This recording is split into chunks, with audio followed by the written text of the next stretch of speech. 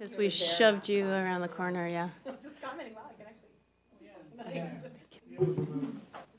Oh, that's right. I'm early. I volunteer to be remote. Combination.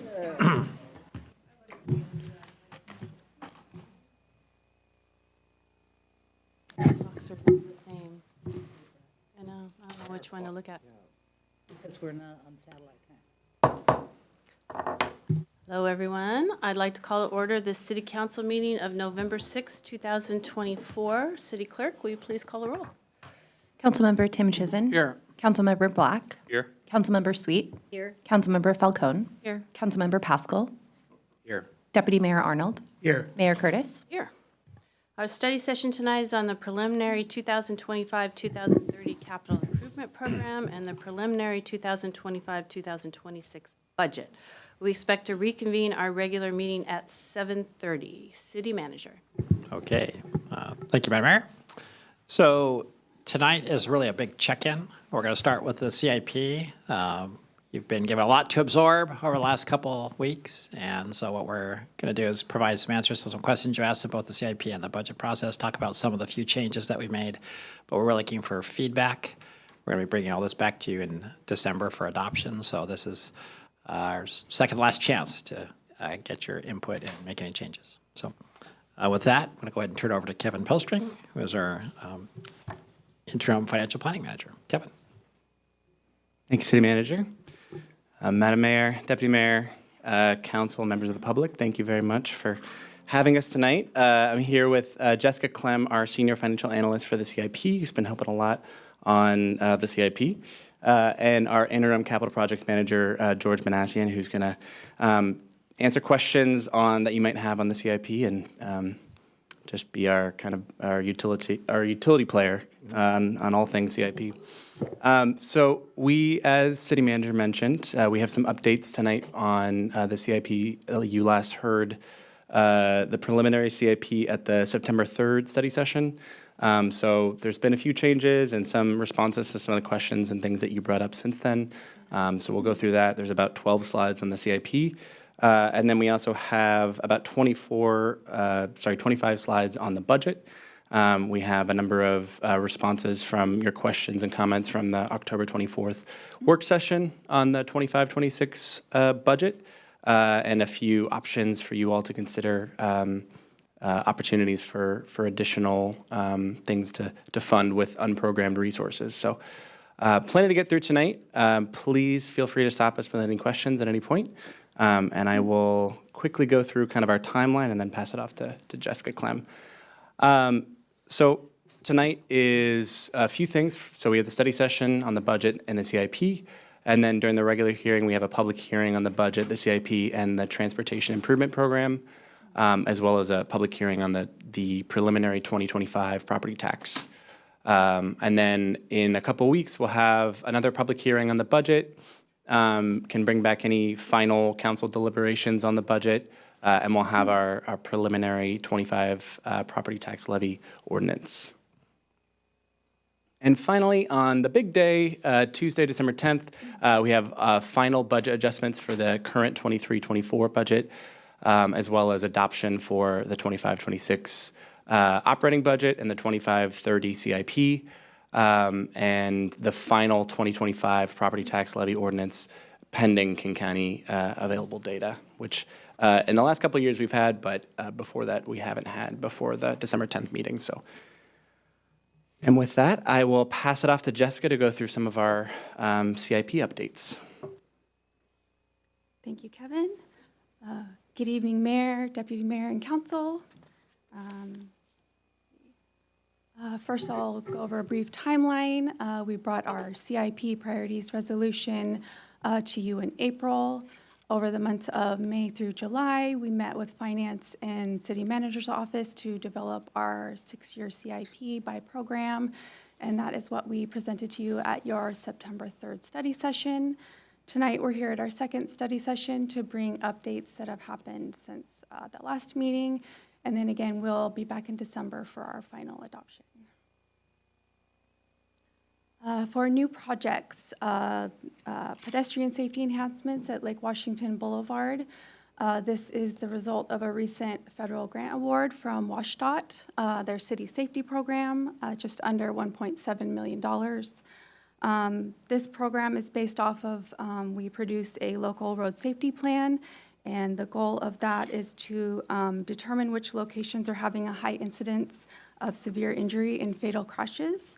So the reason why this project isn't in the CIP now is that it was determined to be a need during that development of that plan, and so we're adding it now. And of course, we were successful with the grant. The improvements include installing a new RFB median refuge island, signage, and signal and electrical equipment and lighting at both Northeast 58th Street and 59th Street. We are also recognizing a new project for the stormwater retrofit facility at the Houghton Park and Ride. We are recognizing $7 million in 2025. This will fund conceptual design and construction to meet the vault, or excuse me, for a vault to meet the needs for MPDES permit requirements. We also have 6 new projects that came from service packages. I wasn't going to go into detail on these as they were just discussed at the recent Budget Study Council meeting, but we have 4 new facilities projects, a parks project. Excuse me. Oh, sorry, I did want to just talk a little bit about the reader boards when we got to those, so. Sure. Did you want me to? Oh, yeah. Continue, and then I just didn't want you to move on to the next slide, sorry. We didn't rehearse this before. Oh, yes, 4 new facilities projects for some updated training and safety gear, new ADA access doors in the lower part of City Hall, and then over at KJC, we're replacing an aging antenna system as well as installing a building-wide power conditioning system. For our parks new project, we are installing automatic locking gates at high-priority parks. And then I will let City Manager. City Manager, do you have something to add? I think you might have did you have a question about the gates too that you wanted to ask? Councilmember Pascal. Thank you for prompting me. I totally forgot. It's gonna go like this tonight. So on the automatic gates, I mean, I think we've talked about this for many years. The one question that that someone posed to me was, just, do we have any information on how this has worked in other communities from a maintenance and vandalism standpoint? Just because if someone does get locked in unnecessarily, what happens, and have we had any experience from that? Even when we lock the gates, do we have experience from that, and how would that might impact automatic gates? Just as long as we're thinking about that, I think would be something that would be helpful as we move forward. I'm going to let Lynn answer that question. I think. Well, the current gates are a slightly different technology. They're fully manual, but the new gates that we're hoping to get would be automatic, obviously.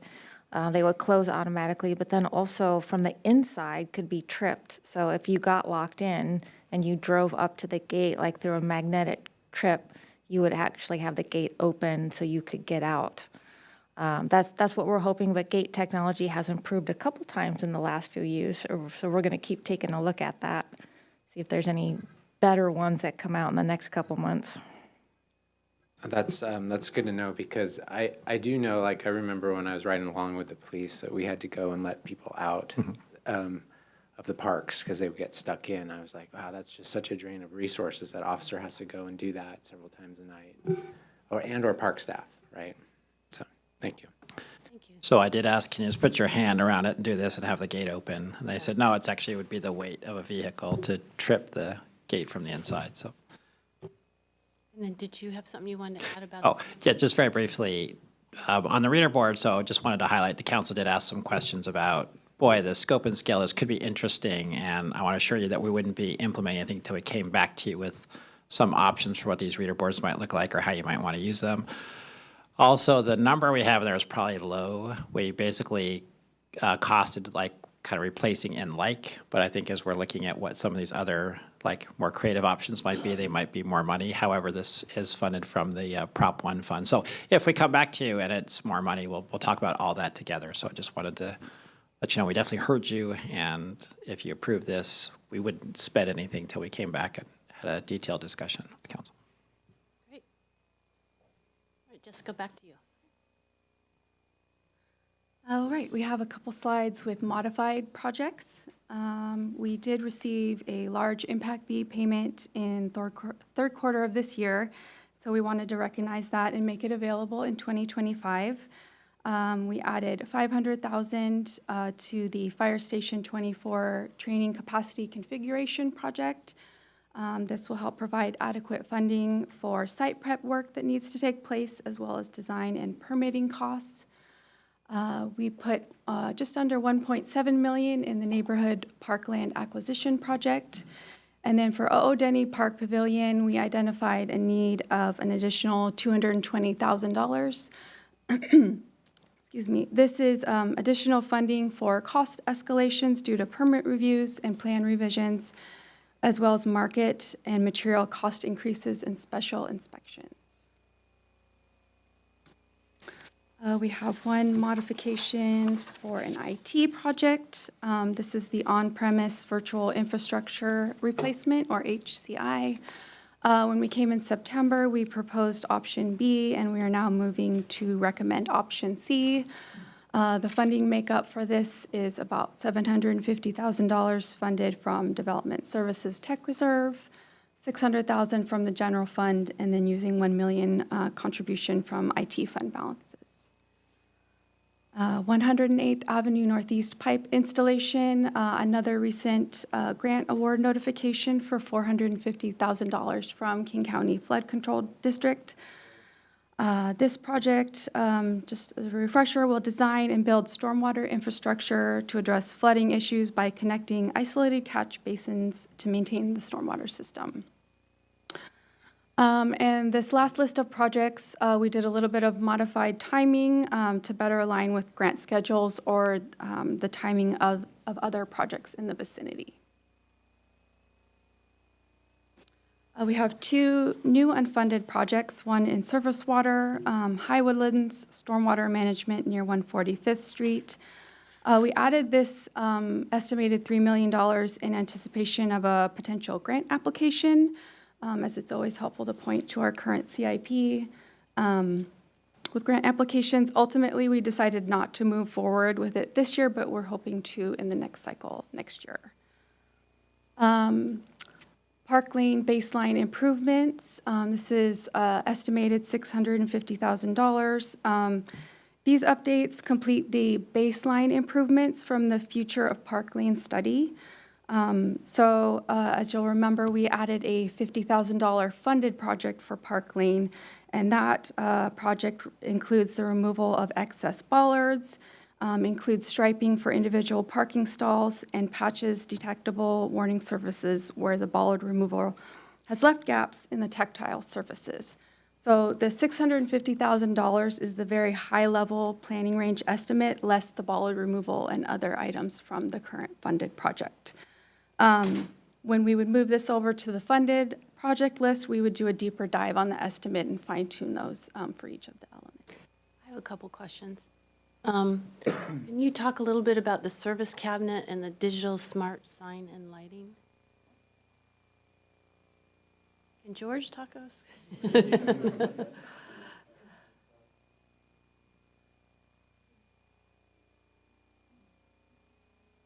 They're just asking for more definition on the More Park Lane information baseline on the improvements. service cabinet, because I know in the past they had electrical issues, and also the purpose of the digital smart sign and light.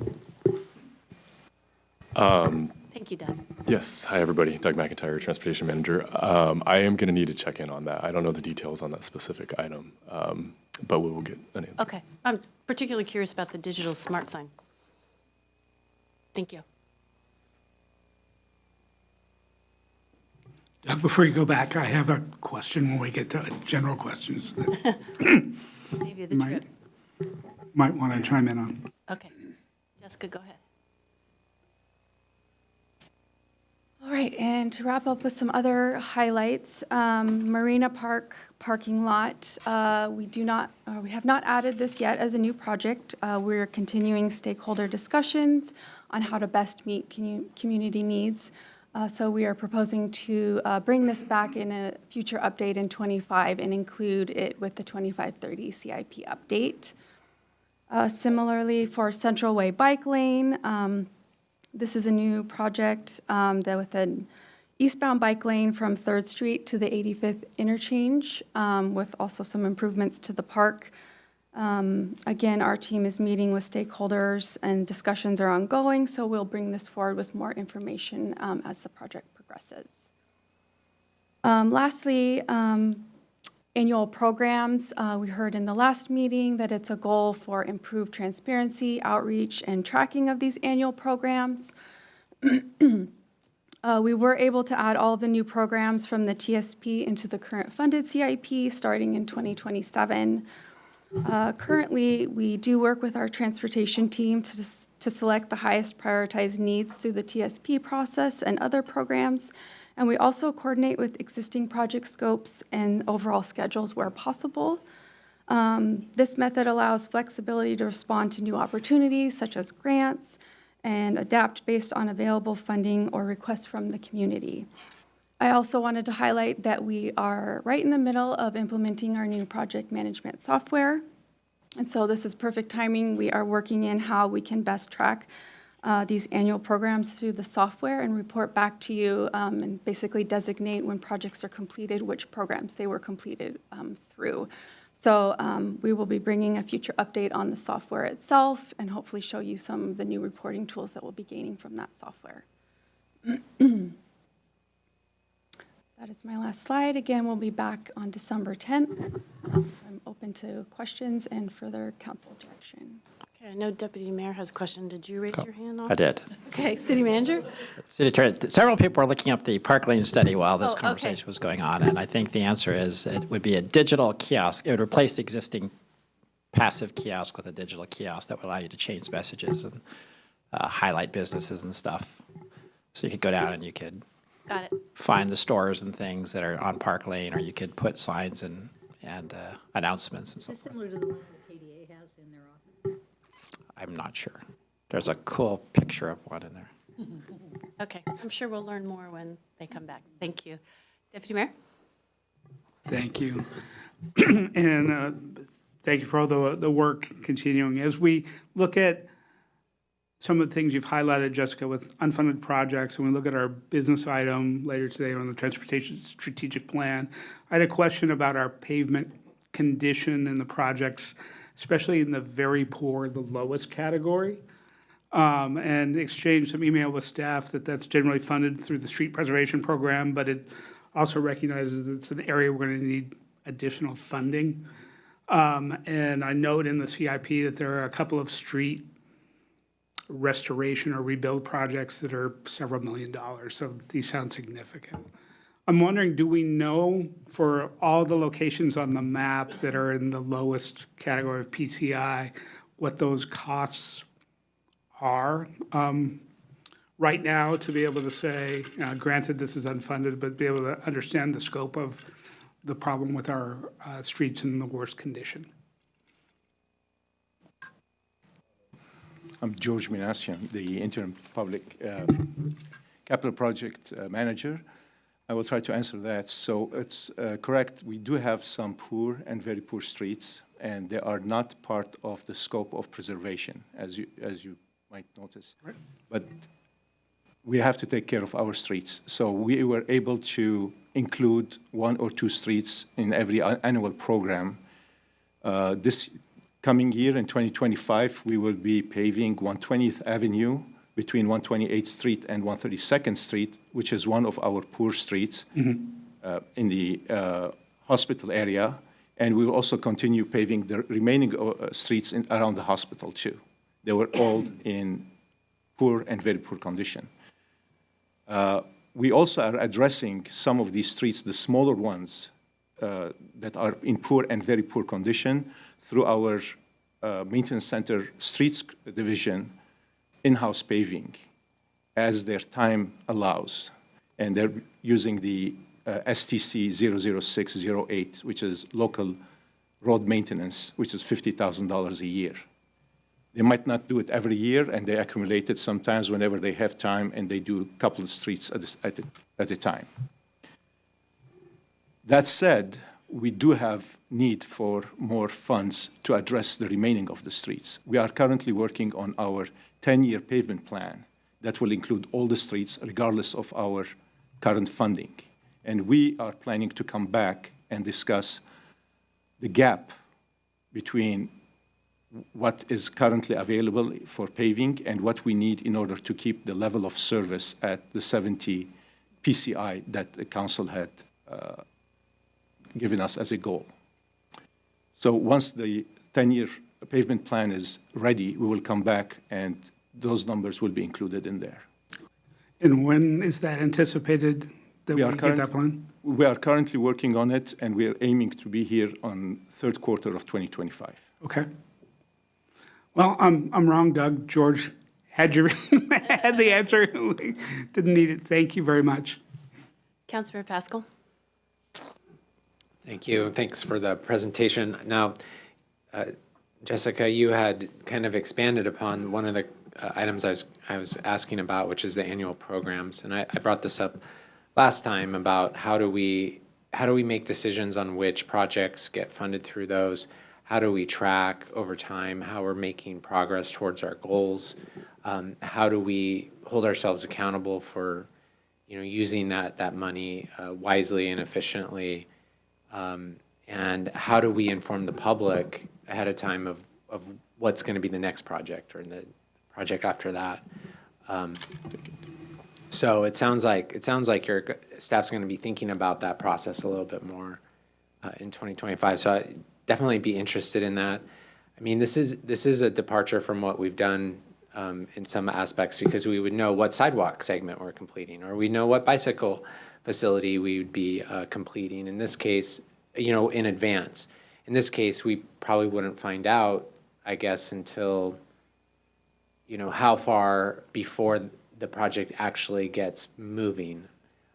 That's kind of just trying to understand the timeline and the process. And I know we probably haven't thought through all that yet, because I think I was looking at the funding. It doesn't, I think, start until 2026 or something like that. So, but it gives us opportunity to kind of think through that process, make sure we're as transparent as possible. Did I get that right? Yeah. Yeah, and it's a good question, and I think that we definitely want to be as transparent as possible with the programs. With that being said, the programs are not all created equal. Some of them are inherently reliant on resident requests, and so there isn't necessarily like a full-on project list waiting in the wings. But there are programs that relate to things like active transportation plans, safer routes to school plan, that have gone through a public process with prioritization. And so there's kind of a spectrum when you think about the programs. But, I think there is a desire to be more transparent in how those projects are selected. And it would be probably on an annual basis that we would want to, and it probably makes sense to tie it with the CIP process to show what we're thinking about in terms of like, here's the next up kind of projects. And with that being said, also, there is a level of within that, programs are a little bit more flexible in nature. So within that, there is some identification of, is there grant funding opportunities? Can we tie this work to things like private development or utility work that's already underway? Are there kind of killing two birds with one stone kind of thing? Are there other things that we can do to schedule the projects a little bit more efficiently? So there's a lot of considerations there. Okay. Thank you. Yeah, thank you. Thank you. Anyone else? All right, I think we're done with CIP. All right. Back to the fun part. So we have about 25 slides for you all on the budget. Like I said, mostly it's in response to some of the questions and comments that came up in the last study session. I do have a couple of kind of summary slides just to recap what we talked about on the 24th in case anyone missed the 5 hours of presentation that we had to catch them up to speed. So we were able to do, I think, council's direction and city manager's leadership put together a really tremendous budget that lowered the projected 27-28 deficit, has sustained increased levels of service in key areas with some of our myriad restricted funding streams that we've identified in recent years, and then overall have used just higher revenues to address some of the lagging impacts of inflation, raising costs across the city and across the budget. So overall, the theme is a sound budget for a flourishing city, and we're really excited and proud of what we've put together. A couple of other highlights. So this includes a balanced 25-26 budget that fully funds all our programs and positions from the 23-24 original budget, with the deficit narrowed in outer years. And it follows all our financial policies, including full reserve replenishment to help protect Kirkland's AAA credit rating, which again was reaffirmed, I believe, as of May in our recent bond issuance. How many years? I don't know. Do you know how many years our AAA rating? 2008. 2008, so 17 years.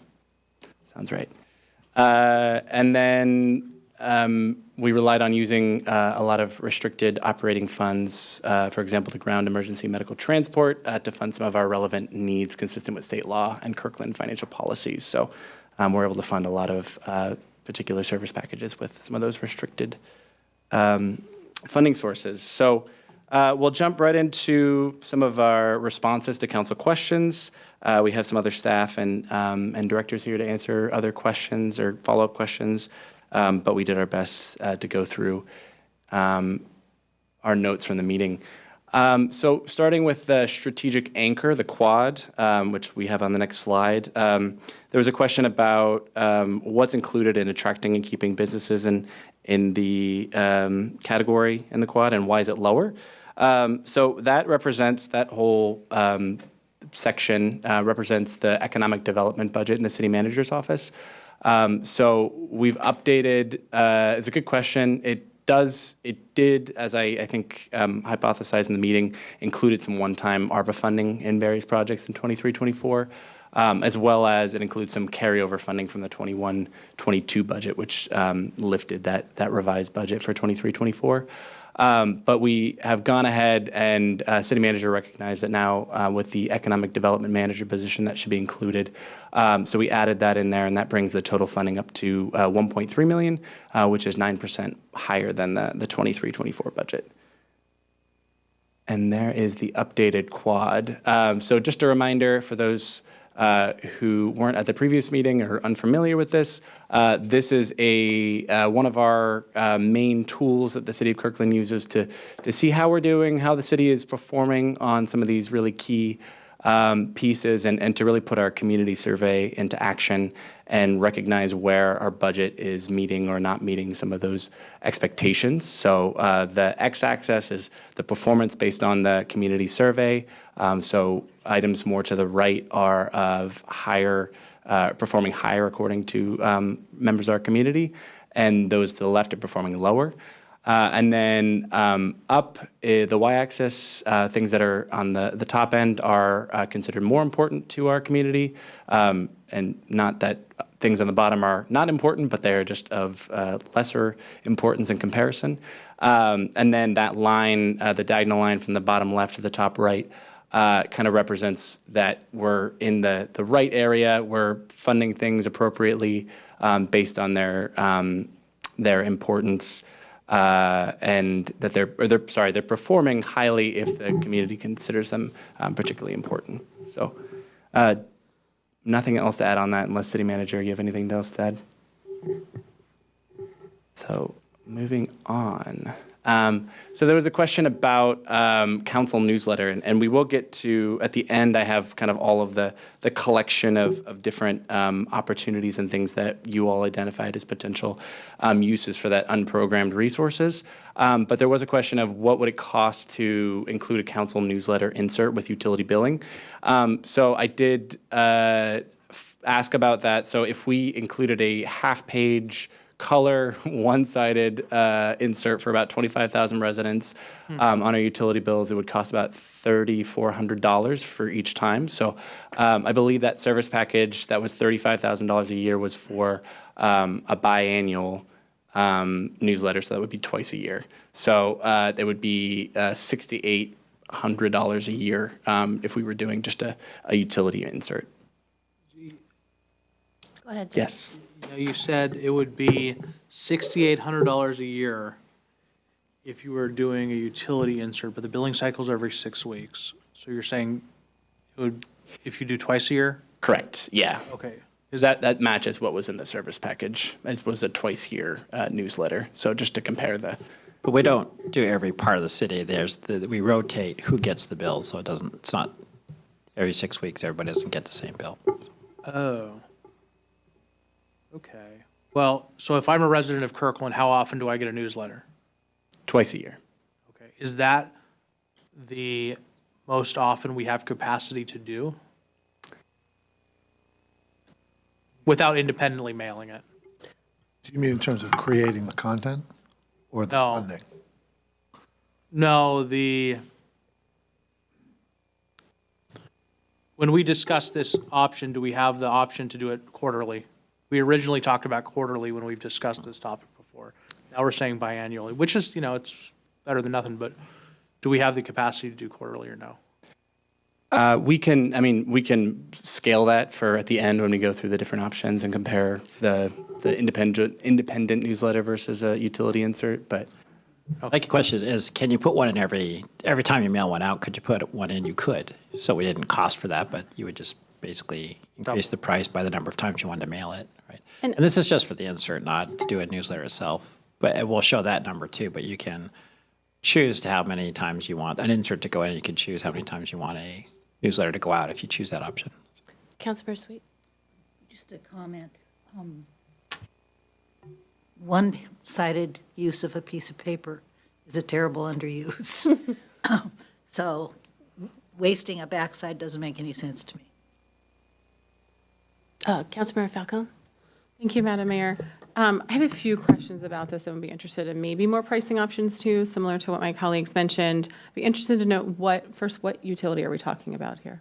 Is this trash, recycling, compost?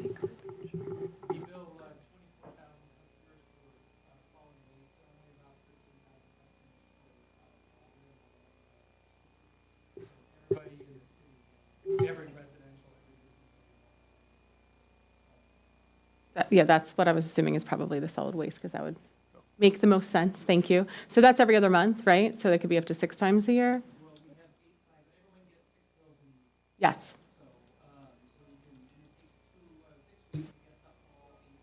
Yes. So to Councilmember Chesum's question, it could be up to 6 times a year because there's 6 bills a year for each. And that is, so I have more questions about renters as well. I think I raised this during the study session or the council retreat as well on the budget. With this idea is who gets the bills, right? Are there situations in which the owner gets the bills and not the tenant? And how are we addressing that? Would not be thrilled with this idea if that were the case. Also curious, what kind of content are we thinking? Because if it's like on totally different cycles where it's spread out between 6 weeks for the same message, it might not be as timely. Also thinking about, do we have research to show, do people actually read that stuff? I don't read the inserts with my bill. I think I still get a paper bill. I think I've tried to not get a paper bill, but I don't, generally speaking, don't do paper bills. I don't know that that's really a thing much anymore that a lot of people do. So I don't know that this is a great use of money as far as to do that. But would be curious if we are going to do this only twice a year. Again, with all those other concerns, if I didn't have those, would also be interested in why a half page, and again, in Councilmember Sweet's, why one-sided. I know it'll cost more to print, but I feel like if we're going to do this twice a year, might be a lot of stuff that we need to update people on, and a half a page might be kind of hard. But maybe there's studies on like if it's half a sheet or if it's a third of a sheet, if people don't have to unfold it, they might be more likely to read it. If it's a full sheet, they might be less likely to read it. So maybe actually a third of a sheet is ideal. I don't know, but I'd be interested in what the research on that is, because we don't want to just spend money to like check the box and say we're doing this. I'd really want to know that it's something that people are going to read and that it's going to get to all the residents in our community, not just those who are property owners. So anyway, I just have a lot of questions about it, and that might impact, the answers to those might impact kind of what level of funding we want to do for something like this. Thank you. Councilmember Davidson? I'm going to have to agree with Councilmember Falcone in that if we're going to have this be an upbeat, positive thing, sending it with a bill I don't know if it's the best strategy. And I also don't know if people are really going to open it, because I would open a City of Kirkland newsletter that came in a color thing that was flat, but if it did come inside a bill, I'm trying to think about how I would receive that. So, yeah, I agree, we don't want to do this just to say we're doing a newsletter. If it's not, I mean, I think the purpose of a newsletter would be to build on some of the, distribute information about some of the great things we're doing, and have a, to some extent, fill some of the gaps that the closure of the Kirkland Reporter did. And so I guess I'm not overly enthusiastic about putting it with a bill, and I don't know that's gonna. Thank you. So the newsletter, I appreciate the feedback, and I was the one that brought this forward, and it came from a community member, because they said, why don't you do a newsletter? And I'm like, I don't know if we can afford it. Well, put it in the utility, because we all get them. So I appreciate this feedback. With the newsletter, were we imagining, this would be mailed, so you would get it in your mail? Not, okay. I don't know why I asked that, because you get your utility bill in the mail, but it just comes in a different package. Okay. Please to send it. Okay. We'll talk about it more. Sounds good. And yeah, we can get some more comprehensive ideas about what it looks like if it really is, because you're right, Councilmember Sweet, having a one-page, one-sided is a little confusing. So I'll double check on that and see if that's how much more that is and all that. So we can get some more information on that quote. All right. So moving on to human services grants. Councilmember Sweet. I'm going to go back to that, Kevin. I Yeah. got the sense that we were kind of done with the insert. Did anybody else get that sense? I think everybody hated the insert. So I don't think you Don't should do spend any any more more time. Okay. time on it. I'm gonna Good news cross it for you, out. Kevin. But we appreciate you researching it so that we can hate Absolutely. it. Anytime. Great. Well, we'll bring back the newsletter option at the end too, so we can hate on it more if you'd like. Thank you for that clarification. Yes, thank you for that. Saves me a to-do. All right, so human services grants. So one of the questions was to see the prioritized list of option C grants, which I have on the next slide. We also have Jen Boone here tonight to talk to any questions that you have on this. And I believe that the full list was emailed to council. We also have again on the next slide. And it's in order of the most critical to fund: housing prevention, food critical services, culturally specific healthcare, employment, child and family services. And the staff recommendation at this point is to fund option C in order of priority from the Human Services Commission with staff amendments. So here's the full list. I'm not sure if council has any immediate questions on that. Council? I was waiting. Councilmember Falcone? I'm trying to decide if we're supposed to ask these things now or at the end when we talk about it. So now is great. Yeah. Thank you. Thank you for this. And thank you to Human Services staff. Thank you, Jen, and thank you, Human Services Commission, for doing this. I know this was something that I asked for, and it's really helpful as we're going through, for obvious reasons and making budget prioritization decisions, to have this and to have those recommendations ready to go. Thank you for adding a lot of, comment and things based on the feedback that we gave you at our last discussion on this. I had a question related to the Pride Across the Bridge grant application. So the threshold of $2,500 is below the threshold of what would be worth it to administer the grant. Do we communicate to organizations or have somewhere kind of what that minimum threshold is? Because I am certain that their need is much larger than $2,500. And as we've talked about, some of this is an equity issue with different organizations and perhaps smaller organizations being a little bit mindful of not wanting to over ask in fear of rejection. And so I wonder if we've had a conversation with them about increasing the ask so that it is worth it administratively. And then also, what is that threshold for it to be worth it? Just out of my own curiosity, what are we looking for there? It's a great question. So we actually put together a supplement along with the other cities that participate in the funding collective before each cycle, and it talks about some of those limits. So for Kirkland, we recommend no less than $5,000. We have pretty intensive reporting requirements that track Kirkland residents and different service units. So just from an administrative standpoint, it doesn't really pencil for a lot of those smaller organizations. So we have met with Pride Across the Bridge twice and talked about different ways that we could partner to better support a more competitive application in 27, 28. I think there's also interest in Human Services partnering before then, but just from a grant funding standpoint, we think we can support them in putting together a more competitive application then. Thank you. And do we feel, I mean, I feel like there was support amongst at least some council members for prioritizing that if that minimum threshold issue was not a concern. Have we had a conversation with them about upping their ask to 5,000 so it met that threshold? What would that look like? We tend to not have agencies adjust amounts just from an equity standpoint. So in theory, you could go back and ask each of the 130 applicants to adjust their amounts. But I do think there's opportunity if council's interested in funding the set-aside funding. It's a really good opportunity to release an RFP to then encourage them to submit something at a higher level. Thank you. Yes, that was another one of my ideas, is maybe like funding it in a different way, although that kind of goes against, we're going to have a conversation about this later for another ask that I think goes against our new policy. So we're already kind of breaking the rules here. So maybe this is another break the rules kind of idea. Thank you. Thank you. Anybody else? Okay.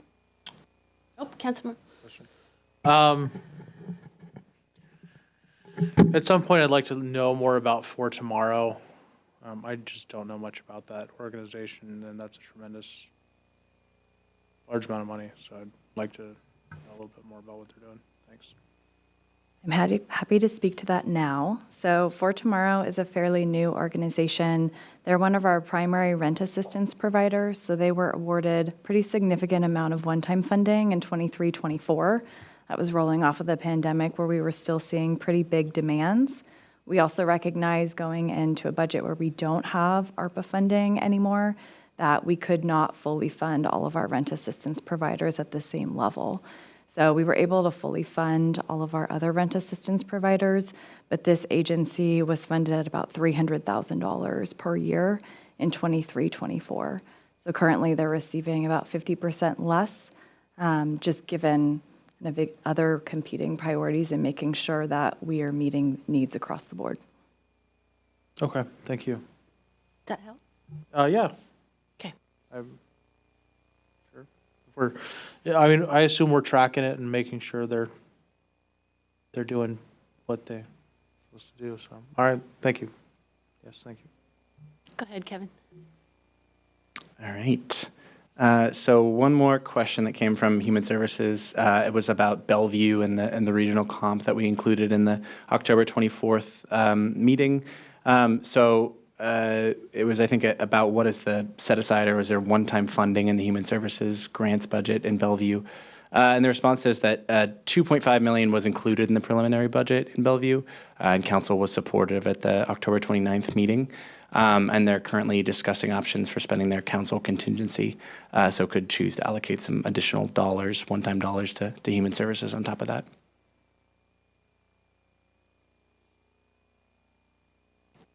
All right.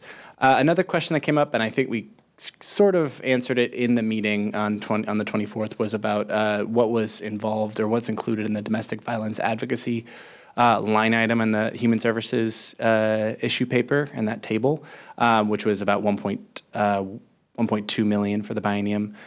So just want to lay that out again. So there's 2 FTEs of family violence detectives, 1 FTE for the family youth advocate position, an admin support associate of 0.3 FTEs, about 56,000 for the biennium, as well as that includes the fleet O&M and replacement, so O&M operations and maintenance and replacement rates totaling about 49,000 for the biennium.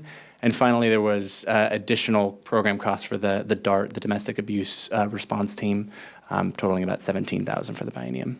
Thank you. Councilmember Tim Chisholm. Thank you. The municipal court generally has a victim's advocate attached there. Is that in here or no? Because that position's been vacant for months. Great question. I don't know the answer to that. Well, all right.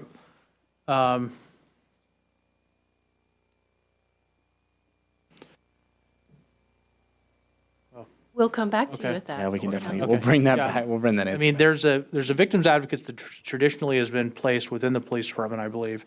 That victims advocate is assigned to cases of domestic violence or some misdemeanor assaults within the police department. But for 4 to 6 months, there's been nobody there. Here we have the chief. Can you hear me? Yes, we can. Thank you.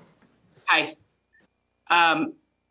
I don't believe that the court has a domestic violence advocate. My experience in the last 14 years is the advocate has been within the police department. Right. It is a very proactive program in trying to connect victims with services and help them understand some of the court processes and support those in those processes, as well as connecting them with other services like through LifeWire. Just want to explain that the domestic abuse response team is a group of volunteers that have been trained to also help support in proactive response. We do not currently have an advocate, but we have one who is in background. Okay. It has been a couple months, and most likely, I mean, time goes fast, so it probably has been 4 months. The advocate that we had, we lost to a Washington State DV Coalition program. But we do have someone who is in background doing doing all those processes, and intend to be able to hire that position very soon. Thank you. Thank you, Chief. Anybody else have questions on this? I'm sorry I wasn't there. I didn't realize that this was going to be there tonight, or I would have been here. Hey, But you were watching the meeting, you're ready to roll, so I'll see you at 7:30 for sure. thank you. All right, I don't think we have any more questions. All right. Thank you, Chief Harris. So more fun. We had a question about, a good question on business licensing. So the question I think was from Councilmember Sweet on why are we projecting lower budgeted business license fees if the number of businesses is increasing? So great question. That is because of the change in city code as of the 1st of January in 2023. So despite, if you see on the graph there, you can see the total number of licenses that has increased. And again, that 2024 data is incomplete. That's just through basically the end of October. But you can see that the percentage of licenses that are actually paying a fee is decreasing. And that's because the change in code in 2023 increased the threshold by which a business would have to actually start paying for that business license fee from $12,000 to $20,000. So even though we are getting more of those and collecting more of those, overall revenues decreasing.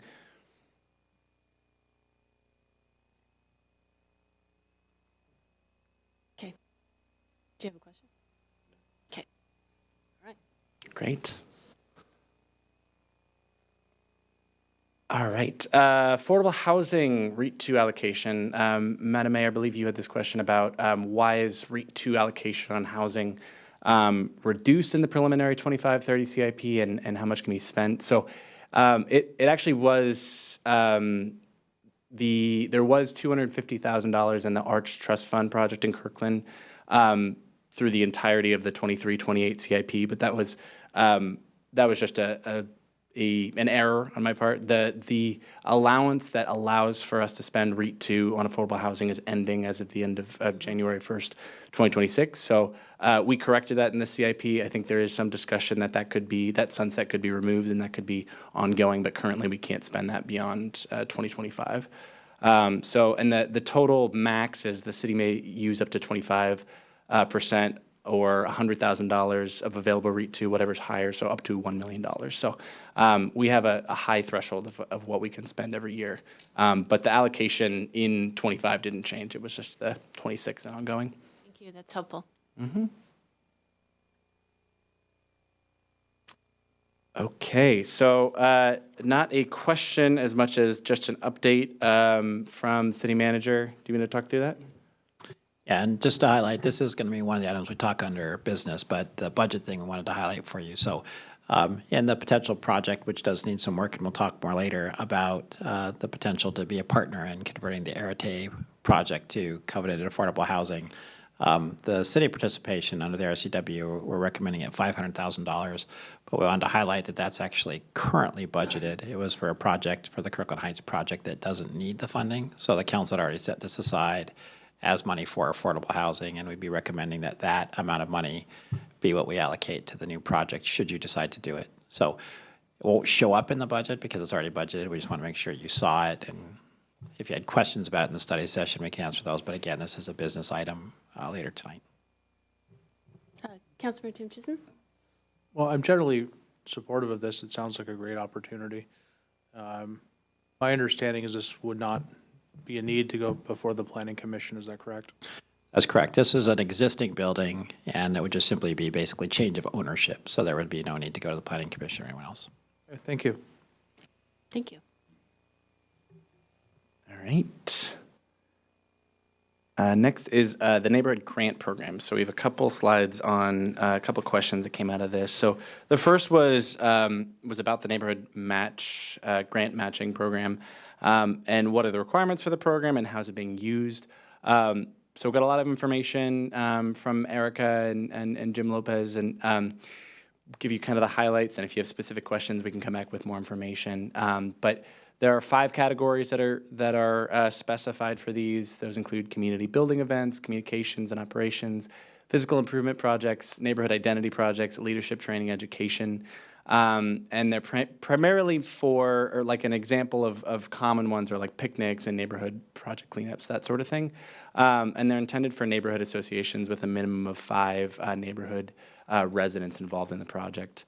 And kind of a quick summary of all the criteria for each of the projects is that they have to provide public benefit to the neighborhood, demonstrate a clear need and support from the community, and take place within 2 years, and involve neighborhood residents directly in all phases of the project.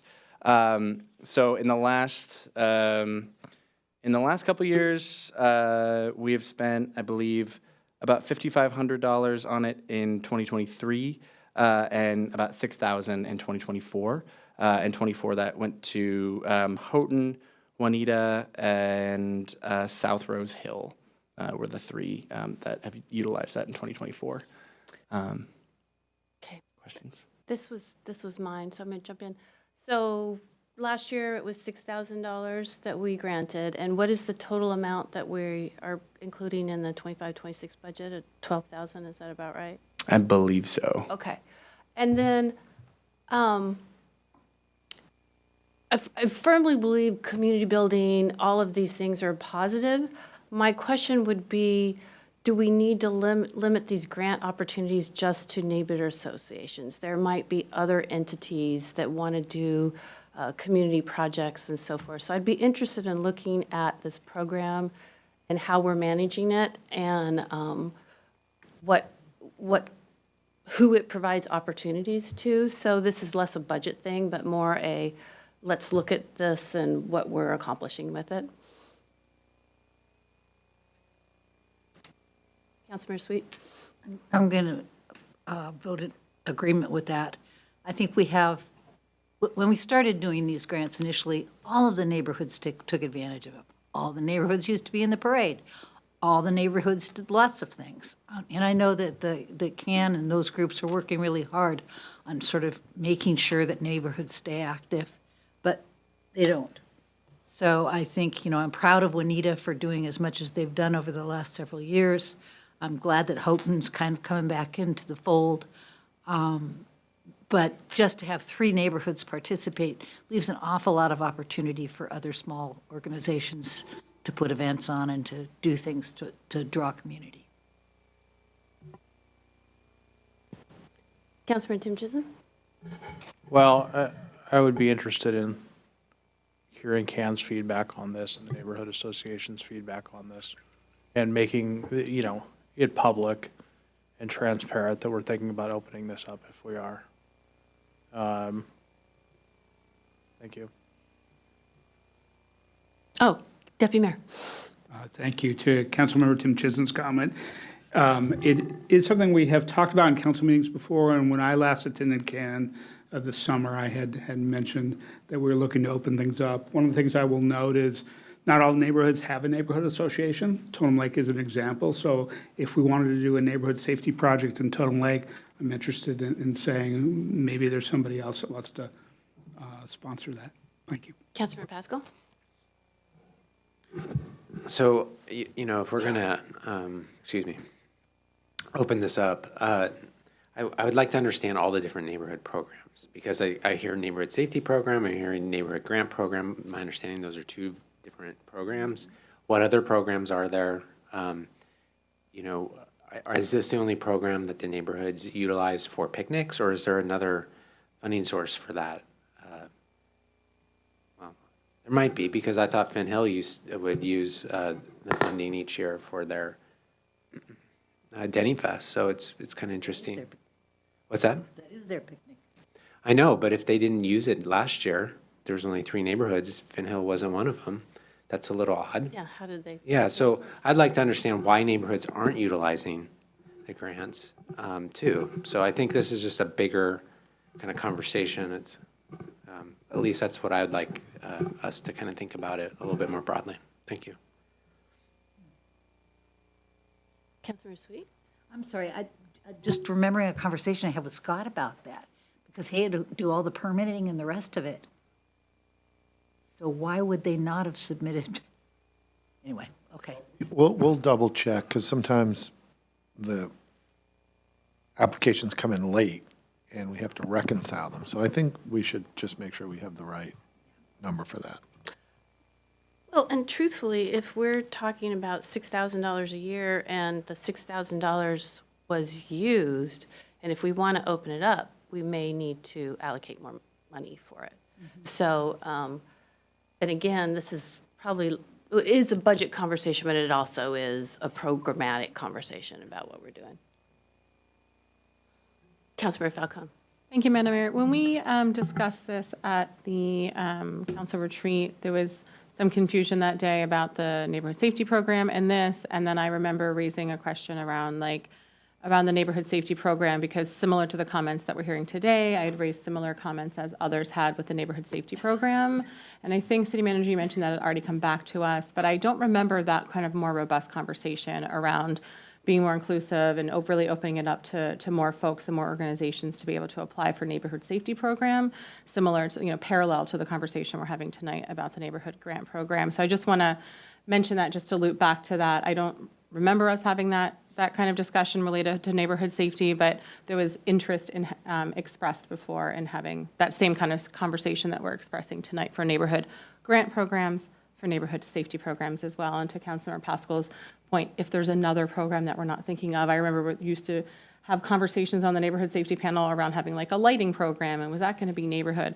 I don't know if there are others that I'm just not coming to mind, but would be interested in any similar type programs of really exploring that and having the conversation together. Thank you. Thank you. Okay. All right, thank you for all that feedback. I will say that I'm going to double check, and I'm trying to do it during this meeting, but just double check that $12,000 is correct. I can't remember if that is $12,000 or not. And I will point out too that I think to Jim's point, some of this data for 2024 may not be complete yet, so we'll double check that and come back with some list of the projects that have been approved. But I also wanted to point out 2023 included Houghton, Everest, Highlands, Little for Moss Bay, Norkirk, and South Rose Hill. So there was a number of neighborhoods that got funding last year. And to your point, Councilmember Falcone, we have some information on the neighborhood safety program in the next slide. Not directly, I think, what you're referring to, but an answer on another question related to the RRFB that came up, I think, as part of that conversation. So this is another neighborhood grant project specifically for transportation safety projects in neighborhoods. So there was a legislative request memorandum, I think, from Councilmember Pascal on this, on can we use funding in the NSP to fund RRFB projects from the July 2nd meeting. The result of that was to not propose to fund those within the NSB, mainly because they're very costly projects, so it's difficult to fit those in the existing budget without adding a lot of budget. But as part of the transportation strategic plan, there was the crosswalk upgrade program, which included I think $550,000 a year starting in a couple of years, which could support those types of programs, flashing beacons. So, was there any other questions specifically on flashing beacons? I think you had some more questions we can come back with on the NSP. I do also want to note that the staff facilitated a conversation at CAN about whether or not the RFBs should be in the neighborhood safety program, and they also recommended that they be taken out because they were expensive so that they could do more smaller projects. So it was a joint staff and CAN recommendation. Councilor Falcone? Thank you, Madam Mayor. Well, just to pile onto that a little bit, I mean, I think maybe like 9 years ago is when I started on the neighborhood safety program. We were having the same conversation back then about RFBs. They're not nearly as expensive as they are now, but they were really expensive back then, and we haven't really increased the budget much. So I think that needs to be to Mayor Curtis's, sorry, Mayor Curtis, tired tonight, comments about looking at the budget for the grant program. I know we've had conversations around that under NSP, and I think that putting RFBs under a separate program is certainly a wise way of kind of being able to better utilize the existing budget we have for other NSP projects. Thank you. And I was able to look that up. So the neighborhood matching grant program was $10,202 in the 25-26 budget one time. Thank you. Live updates.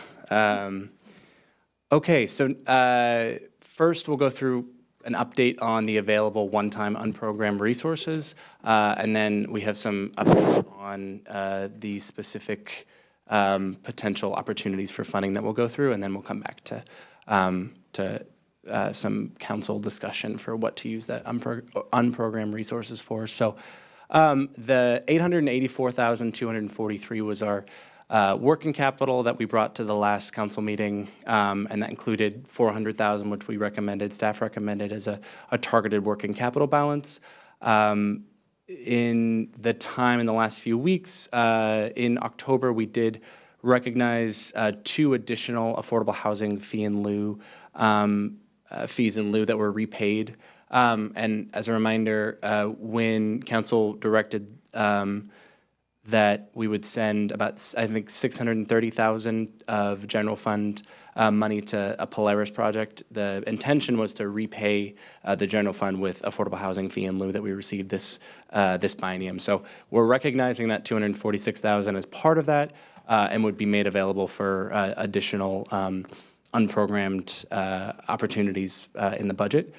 And there's also, we're raising here as an option is recognizing a portion of a one-time payment that we received, a communications payment that we received in May of this year, was about $600,000. So an opportunity for council to recognize some of that as a one-time sales tax in 2024 that wouldn't raise the budget for sales tax in 25-26, because we don't anticipate that that is going to be, you know, an ongoing trend, and we want to make sure we keep a flat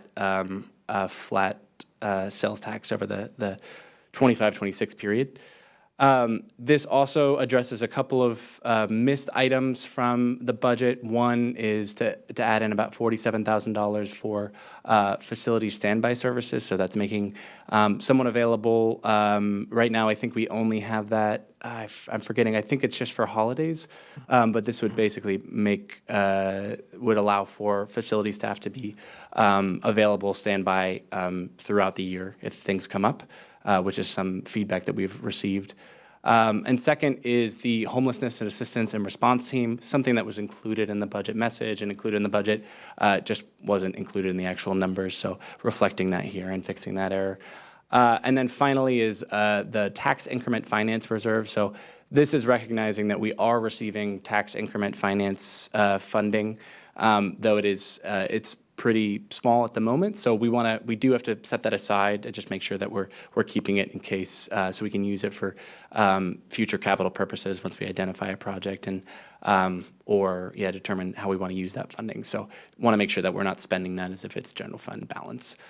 So with all of that, and including about 500,000 of that 600,000 communications payment, that leaves us with 1.16 million, and then removing that target working capital balance of 400,000 that staff recommends, that brings the remaining unprogrammed resources up to $764,727. So just wanted to highlight that. Any questions on that before we move on to some of the other opportunities? It's good news, right? It's very good news. Found money. Good news. Found money. That's exactly what I called it. All right.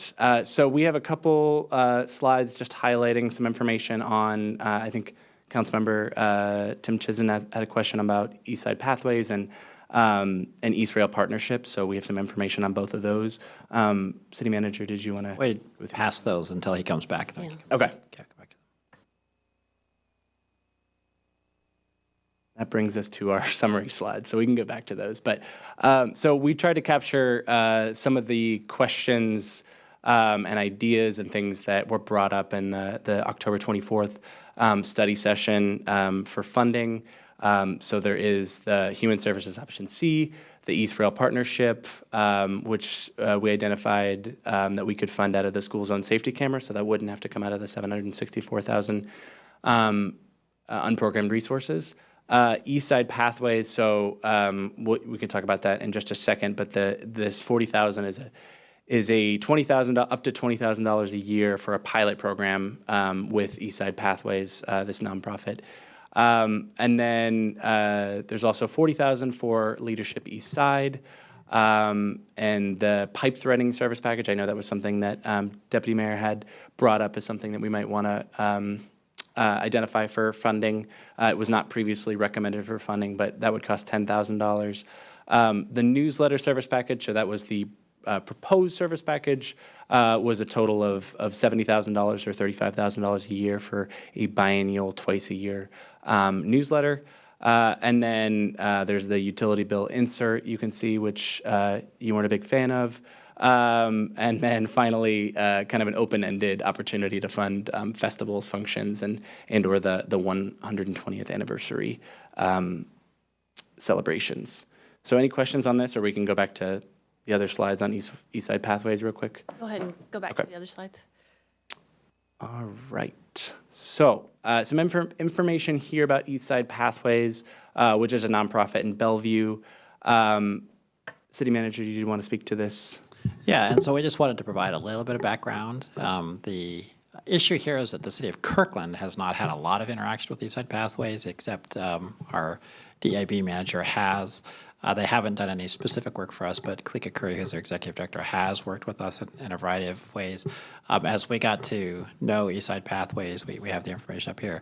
We think there's a lot of opportunity, and other cities on the east side, as Councilmember Falcone has mentioned, have actually provided money to contract with them. So we have been sort of thinking this as a way to possibly do some pilots. There's a lot of information council is interested in about bringing community together and solving problems, which is kind of one of the core missions of East Side Pathways. So we want to just provide a little bit of information there, and we haven't received like a very specific request from them either. I did speak with the executive director, Kalika, where we're kind of like, hey, we should get to know each other and work together and have some shared victories and then figure out how to move on and move forward. So we have this sort of placeholder concept, which could either be additional money or it could be maybe a priority in the city manager's budget under the DEIB work.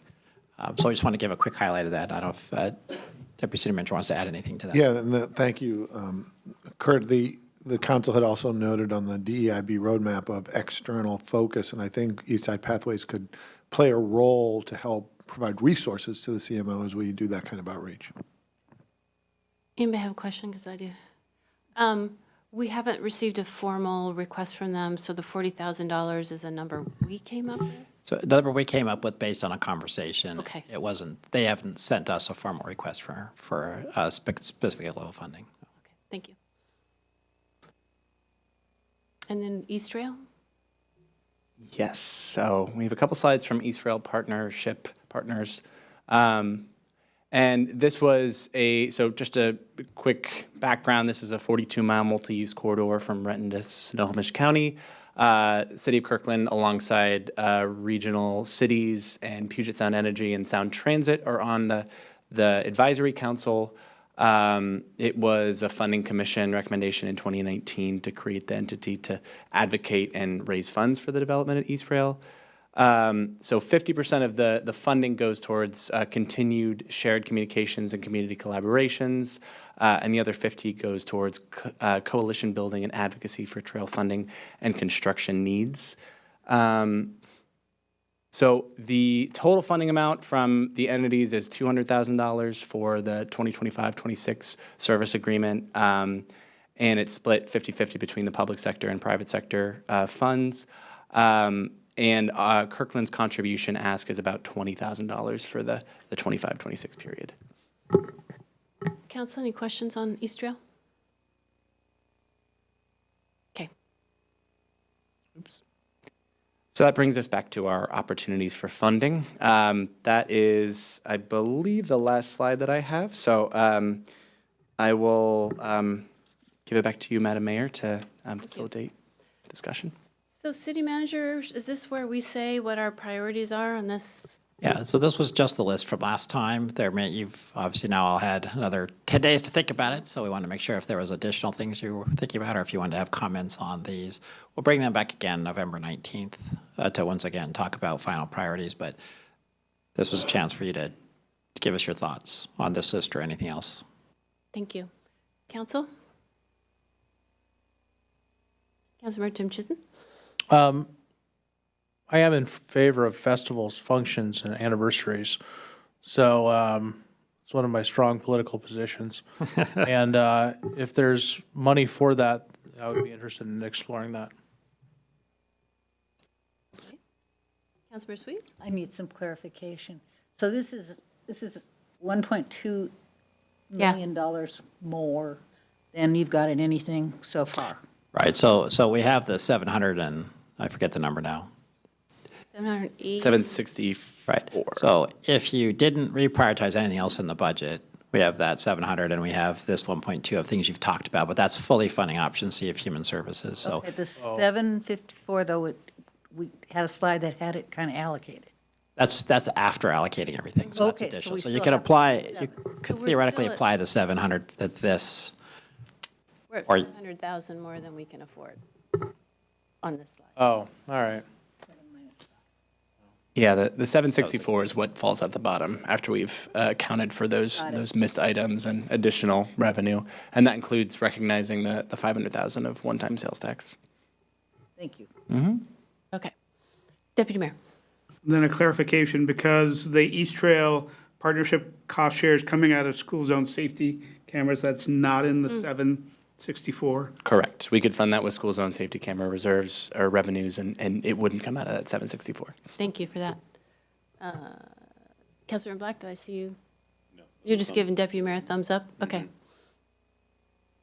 Councilor Pascal? Just a comment on the East Rail partnership. You know, we were really deliberate about how the money for the school zone safety cameras can be used in our code for, you know, it has to be used for traffic safety purposes, I think is the terminology. I just looked it up. You know, I'm just kind of having a concern that we're diverting some of that money. I mean, it's only 20,000, it's not a lot, but it feels like that money is going towards dues or an agency. I question just that, is that really an appropriate entity for that money? I know that we can argue the CKC is a school walk route and so forth, but, you know, I think part of the traffic safety cameras, I really like to tell people that money is going directly back to, you know, projects or improvements or enforcement of improving safety around schools. And this one feels like it would be hard. It's a little bit harder of that nexus, trying to explain that to people. So I'd really like to see an option where if we're serious about funding that's not through the school zone safety camera fund. Thank you. So council, I think that they would love us to try to prioritize these. So anyone want want to try to do that, Councilmember Sweet? I'm going to go to the festivals, functions, and anniversary. When we my. had our 100th anniversary, we had a party for a year long. And we invested a lot of money in that party, as I recall. It was just before my time. Was it? Hard to believe, isn't it? I can't believe I've done so much more than you. Is that 2025? 2005. Yeah.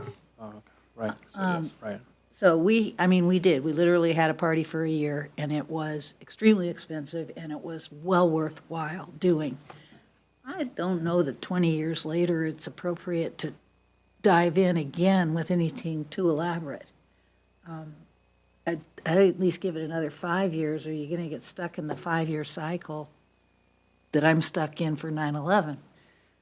Anyway, so I'm not fully supportive of doing anything necessarily for the 125th anniversary specifically.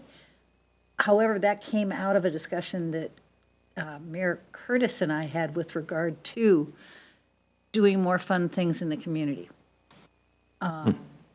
So I think this might even be part of the later KDA conversation. But I'm fully supportive of it, but I'm also kind of supportive of it in the vein that we do Harvest Festival, we're doing our lighting events, we're doing all of the different events that the city is putting on, as well as what we're trying to do in the community, and somehow to marry up some of this stuff around just doing fun stuff in our community is where I would see that happen, and I'm not necessarily willing to commit any money to it that I just don't think we need to. I think there's probably sponsorship money out there if we work hard enough for it. The newsletter, I'm really stuck on because people don't read newsletters. So if they get them in a bill insert, I'll occasionally read one if I get just a freestanding newsletter from somebody, but usually that just goes out in the trash. So it worries me. I think it's more important for us to continue the city kind of communication that we're doing already. I don't know about for other people, but I read the stuff that I get online with regard to city updates. So I don't see us prioritizing a lot around the newsletter concept. And I can't remember what pipe threading was. Are you done? Deputy Mayor? Yes. Yeah, it was something that seemed like a small amount for a failing piece of equipment, but in the end, now we're down to the set of tough choices, and I would provide some feedback in saying, of this list, what I wouldn't fund, and then maybe that helps start to converge. But I concur with Councilmember Sweet. I like the idea of a newsletter, but I can't justify it compared to other things right now. Same with the pipe threading machine. Councilmember Pascal brings up a good point around the East Trail cost share. That's also an ongoing cost, so maybe it's better to find a way to do that within the general fund. So if I took out the bottom three, that's $93,600, and then fund the rest with the balance coming from some reduction in human services option 3 is what I would look at. Thank you. Councilman. Would you like a brief explanation of the pipe fitting yes. machine, just because I think it would be good to. Chuck's very excited. Panicking over there. Yes, so that's something that our traffic sign shop uses to rethread or thread poles for traffic signs. The existing pipe threader is breaking apart. It is very old, and we have to machine parts to fix it at this point in time. So, Thank you. Councilmember Tim Chisholm? Thank you. I would be in favor of looking at the other options in human services funding. I think it's going to unfortunately be required. We don't even have the option. I echo Council Member Pascal's comments, but for different reasons. On the East Trail partnership, I don't want to see mission creep within this the school safety program, and mission creep where we're funding different things. I think that'll lead to outcomes that we don't want.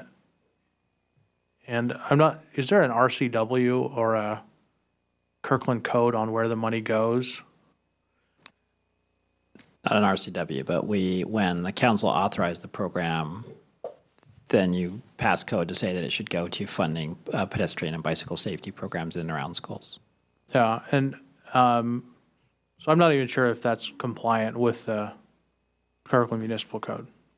And I think we'll bring back options, but the reason we propose it is that way, one is because general fund money is scarce, obviously, but two, as Councilmember Pascal said, the entire CKC is listed as a school walk route project because it does connect to multiple school districts and, school facilities. The issue for East Rail is it is, in a sense, to be considered used, but what they do primarily is net large grants that create connectivity and safety up and down the entire East Rail. And while the city of Kirkland hasn't yet received one from them or partnered with them, it's about usually grade crossings, so elevated to prevent bicycles and others from encountering each other. So I think that what we thought was, hey, the more that you have a safe route up and down the entire East Rail through Kirkland and to Kirkland, it also creates better opportunities for people in Kirkland to bike and walk along the corridor, and create alternatives. So that was the logic. So you don't think you'd have to amend the Kirkland's code to do that? We don't think so, but it's a fair point as to whether it's like a direct allocation or a slightly indirect allocation, right? Okay, and my final thing is I'm not passionate about the utility bill insert. I think we can dump it. I am passionate about pipe threading. Pipe threading is something I've always felt strongly about. Pipe threading is important to my family, and I will support your pipe threading. Thank you. Who's next? Pipe threading. Councilmember Falcone. I was waiting on you, Madam Mayor, to plead the case for the 70K for the newsletter. I was going to try, but I have to So go I'm going to last. withhold my comments on that because I'm kind of on the fence, as I mentioned earlier in my comments.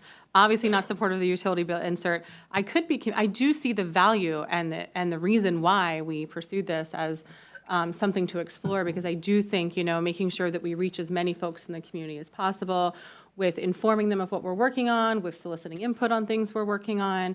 The more people we can reach, the better. And so in theory, I'm in support of this. And so I'm kind of on the fence as to whether this is the best way to do it. Is this enough funding to do it well? Is it too much? I'm just not quite sure yet on that. So I'm not saying that you need to, but I'm kind of on the fence about that one. So definitely minus the 13,600. I definitely appreciate the discussion from Councilmember Pascal and Councilmember Tim Chisholm on the East Rail partnership and the source of funding there. So I could be convinced that should come out of the 700-something thousand. Is that what Deputy Mayor you were proposing? I think if that makes folks more comfortable, I think it's a worthwhile use of those funds. So I think that's a conversation worth having that I would potentially support. I want to say, in support of pipe threading, it may not seem like super sexy and exciting. However, I have to say there have been multiple times since living in Kirkland and also being on city council that signs have come to the rescue, right? And I want that to continue. There have been times where it's about school safety, right? And I will hear from a community member who will express a concern, and I'll share that with staff. And next thing I know, there's signs up. And I know that may not sound super exciting, but that makes a big difference. I remember I raised a concern a few years ago around parking on walkways that had raised curbs that weren't sidewalks, and that folks were parking there. It was making it unsafe for folks to walk in the community and to walk to and from school. And boom, the next week there were signs up there. And so I just want to say that I actually strongly support, I don't know enough about what this machine does, but for $10,000, I think it's money well spent to help be able to do that in-house and to do it efficiently. So it seems like a good investment. I hope that helps your case, because I do think it's important. Yes, Andrew. You are now everyone's hero. Everybody that's not in I here. expect a sign. So to help, Exactly. Totally kidding. to help the case even more Councilmember Falcone. And the help the case even more demonstrate we are live and responsive. So our city attorney looked up the code about how to use the school zone safety camera funds, and there is a subsection that literally says signs, if you want to read it. So. Oh, one of the authorized uses, Councilmember Pascal noted that KMC covers it because our ordinance was adopted before 2024. There is an RCW for anyone after that. But ours says purchase and maintenance of equipment, including signage related to automated speed enforcement program. And I know that multiple times just in the last few months, we've had to replace automated school zone safety camera signage up on Finn Hill and other places, but those have been replaced multiple times just this year, if that helps. So we think that could probably be an authorized funding source for. So you're arguing that the For the 10,000 pipe threading, Yes. yeah. So we're thinking we could use the machine pipe would threader come from because we school replace zone. signs. And I think that's like I can think of multiple times over the years that they've been used specifically for signage for school zones, so I'm in favor of that. And the, Why, thank you. the Tim Chisholm family will be appreciative. I just want to note that for the record. It's very important to everyone here. And I support the other things on here. I think East Rail, East Side Pathways, and Leadership East Side do really serve our community well and do a lot of really good work that helps in both tangible and intangible ways. And so I actually think that those are really small dollar amounts to get a lot of bang for our buck from each of those organizations. So I do support each of those. And then festivals, functions, I think I'm with Councilmember Sweet on the 120th anniversary. Maybe it's 125th. I don't know. Like, I don't know what the right cadence for that is, but I understand that. And I do feel like this is something that's worth continuing to have the conversation on, certainly something that TDC, we talk about there, but also like what is the best use of funds and how can we make sure that we're doing everything we can to not only create our own events that the city hosts, but also support events out in the community, diversity of types of events. We've had conversations with, for example, with the Deputy City Manager Lopez and I with the Little League about the Junior Little League Softball World Series, about like how do we get more people, like this is a really big deal that this happens in our city, like a really big deal. There's only a few of these in the whole world every year, and we've got one here in Kirkland. How do we get folks more excited? So we've been brainstorming about potentially doing an event on the Friday night preceding it, right? And it it could be a city-run event, right, that we have in downtown Kirkland. There are certainly some small businesses that may be interested in the downtown core that we could support small businesses, continue to get their support of these girl athletes and this great program and tournament that we have in our city. So I can see us talking about having conversations like that, but I don't know that we're ready yet to have a set aside for that, but maybe we are. Maybe there's an amount we think that the city might want to invest in that. Maybe we want to have a placeholder for something like that. But I think that's a conversation worth having. So if we were to want to pursue something like that, is that something we could find funding for at another point in time? So there's I'm kind of putting you on the spot here, so I guess we can, talk about this more later, but I want to make sure we have opportunity to do those types of things. And do we have sufficient funding to be able to do those types of things? If not, would the recommendation be to put like 20 grand or like something I just made that number up, but to put something in here with the intent that we are moving forward with potentially something like the Friday Night Junior League World Series thing or another type of thing that could get people excited. I mean, we know that there are some really big community events that are no longer in our downtown core that used to happen. How can we kind of reactivate that? Again, support and partner with our small businesses downtown. Is that economic development? Is that here? Like, I feel like there could be different cases made. So I don't have a specific recommendation for that, but if there's a recommendation from staff on that, I would be supportive of having a placeholder here of it, not a ton of money, because I do want to make sure that we have as much money as possible for the Human Services grant spending. I know that's something that each time we go through the budget, and even when I was on Human Services Commission before being on council, that was definitely top priority, and rightfully so, is to make sure we can fund as much of the need of making sure that the most basic human needs are met in our community, and that we're looking out for our most vulnerable and making sure that we're doing the best that we can there. And so I don't know how clear that was, but those are all of my thoughts on. What I heard was no on the anniversary, but yes, 20K to potential other events. Yes, if that seems like an amount. I mean, I was just making that up. Like, feel free to propose something else. But and then the newsletter, I'm not sure. Yeah. Thank you. Got you as a maybe. Councilmember Sweet, did you have something to add to what she I just think said? I'll save it for Okay. discussion. Okay, Councilmember Tim Chisholm, you have your hand. I would be in favor of discussing a newsletter options at another programmatic discussion, another venue, maybe at a retreat or something else. Thank you. Okay. I did write you down as a maybe. Councilmember Black? Thank you, Madam Mayor. So I just wanted to quickly weigh in. I don't need to add a lot to what's already been said. So I think on the festivals, functions, 120th anniversary, the way I feel about that one is, I think we do have our, council contingency. If it's a city-run event, if it's an opportunity that we see to run a community building event opportunity, I feel like we have that available to us. I would take that off this particular list because I see it in other places. The utility bill insert, that discussion's been run all the way to the ground. I think we get it. On the newsletter, what I actually think would, I think probably I would just say, yes, let's have a further discussion about what that would really actually look like. What I saw in Kenmore that was neat was, they had a stack of them at City Hall. And then I can imagine having, conceivably, college campuses all over the world have, little boxes throughout the campus. You could kind of imagine something kind of similar, and they would have to be weatherproof, but throughout the community, or at least our commercial areas where people walk and shop and visit restaurants and stuff, having a stack of our newsletter, similar to what Kenmore does. I would like to know a little bit more about that. I think if people could sort of opportunistically grab a copy while they're on their way enjoying their day in our community, and we can use that as just one more vehicle for building community and getting information out there about the city, I'd like to understand more about that. It may be a lot more than $70,000, so obviously that's a part of a further conversation.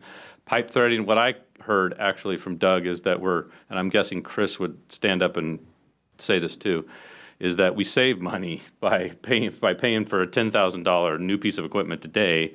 We save a bunch of machining time and effort. You don't even have to answer that, Doug. I can see you nodding your head. So that just seems back to Deputy Mayor Arnold's original point: small amount of money, meaningful return. And then everything above, I agree with what already has been said. And yeah, hopefully in the end, there's a meaningful amount left over to start working our way down the priority list of human services option C. Thanks. Anyone else? Okay. It's interesting because I think you did this list in my order of priorities. So human services first. East Side Partnership, East Side Pathways, East Rail, all of that needs to be funding. It's funny because Deputy Mayor did say no on the pipe thread, but it turns out, yeah, okay, so now he's sold, so that's a yes. And it's already been said, the newsletter idea came from people saying, why didn't I know this? And I've had a lot of conversations with older residents on, I don't go online, or I'm not on Facebook, or I don't know how to do email. So I feel like this meets a need and that will help. And I love Councilmember Black's ideas of it being everywhere. So I am still supportive of the newsletter, and it sounds like we're sort of mixed. There's a lot of maybes here. It might be worthwhile to just go out into the community and say, do you want this? If we provided this for you, is this a value add? Because I would like to get some feedback. And maybe the few people that I talk to that want it are a very, very small minority. So, but again, it's all about being able to inform our community and make them feel more engaged in what we're doing. So we still have, so based on my tally, and I think it's 180,000 of everything but the human services, is that right? Not counting the utility insert. Yeah, with the newsletter service package as is, it'd be, about $200,000. Sorry, I'm including $20,000 for the festivals. So, yes, so it'd be about 180. Yes, minus 10 for. I was going to say that for the school zone safety camera. Yep. Okay. And I also support what Councilmember Pascal said about using school zone safety cameras for the East Rail Partnership. I just wouldn't do that. So I think that what we're saying is we need you to find more money. That's right. Or we got to take. That's our job. We got to take human services come up with options and prioritize based on what we have left. Okay. Right. So where's the cutoff? What are we not going to fund with that? So what we'll do is come back with a recommendation, and then if we have any other additional resources we can bring to it, we'll show you, and then you can amend that and say, like, take that out or add this. So. Okay. Anyone else? Do you have anything else? I don't have anything else. Because I think that the other thing that we can talk about is there anything currently in the budget that you don't want to fund? And I said last time, and I'm going to say it, and I'm going to get some really mean emails, that the Juanita Public Pathway, I'm not sure about funding it until we find out the actual feasibility. If the property owner is willing to let us have that easement. So, Councilmember Sweet? I'm going to second that. I apologize. We talked about it, and I was going to bring it up. I just feel like we're throwing good money after bad. We already have a lot of negative information about what we could do there. The other thing that I would like to put back up on the table is the $200,000.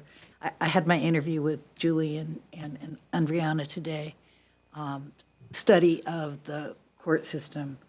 I'd like to clarify that a little bit. $200,000 just seems to be outrageous to me in terms of doing that evaluation.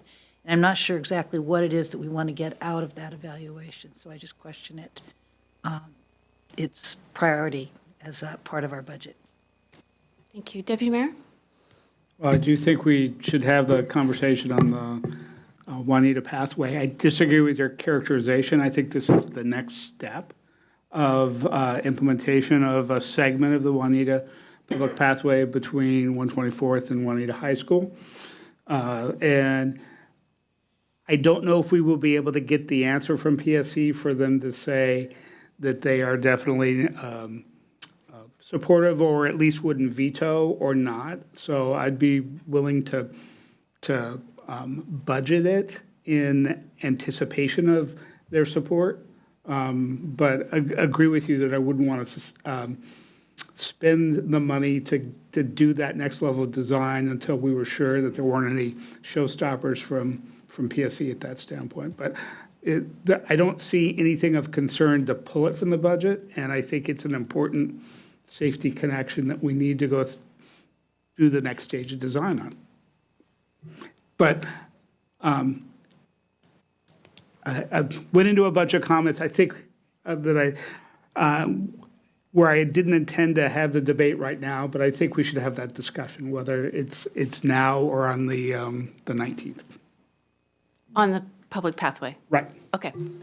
Councilmember Black? Thank you, Madam Mayor.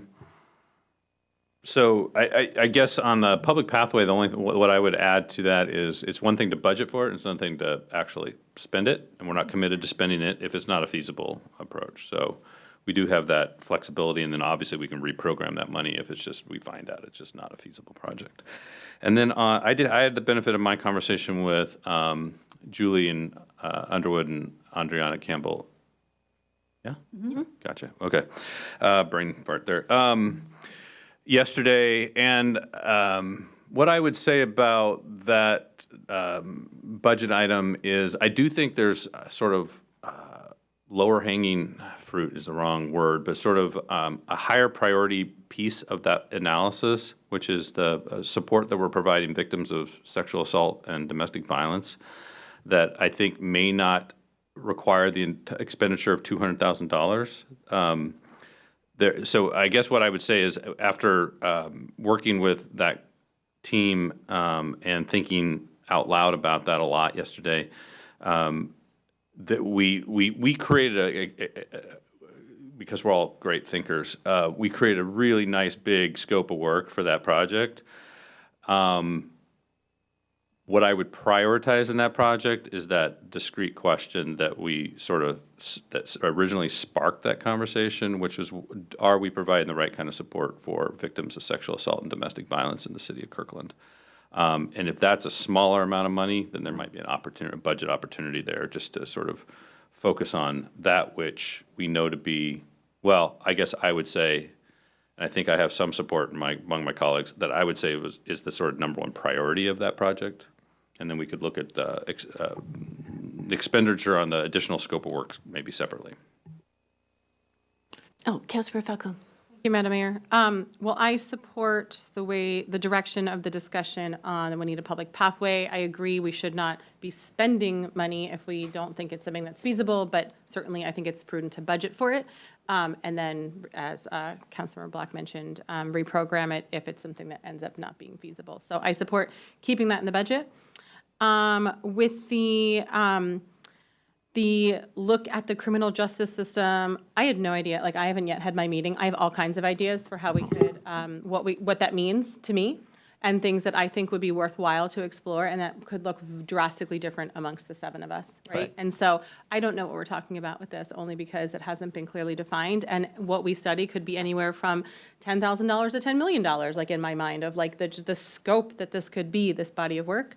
And so I do think we need to put some parameters around it. I think it's interesting that Councilmember Black mentioned those 2 items, advocacy and support for domestic violence survivors and sexual assault survivors, specifically given like the additional budget item in this budget for sexual assault survivors. I feel like if that's the case, then I would like to have that before spending and budgeting that. And so I'm just not sure how that plays out, if what we're going to be looking at is support for that. And also the fact that we're, have just hired or are about to hire somebody to lead the domestic violence advocacy, that could change based on that conversation as far as that position, the existence of that position, or where it is, or what it looks like.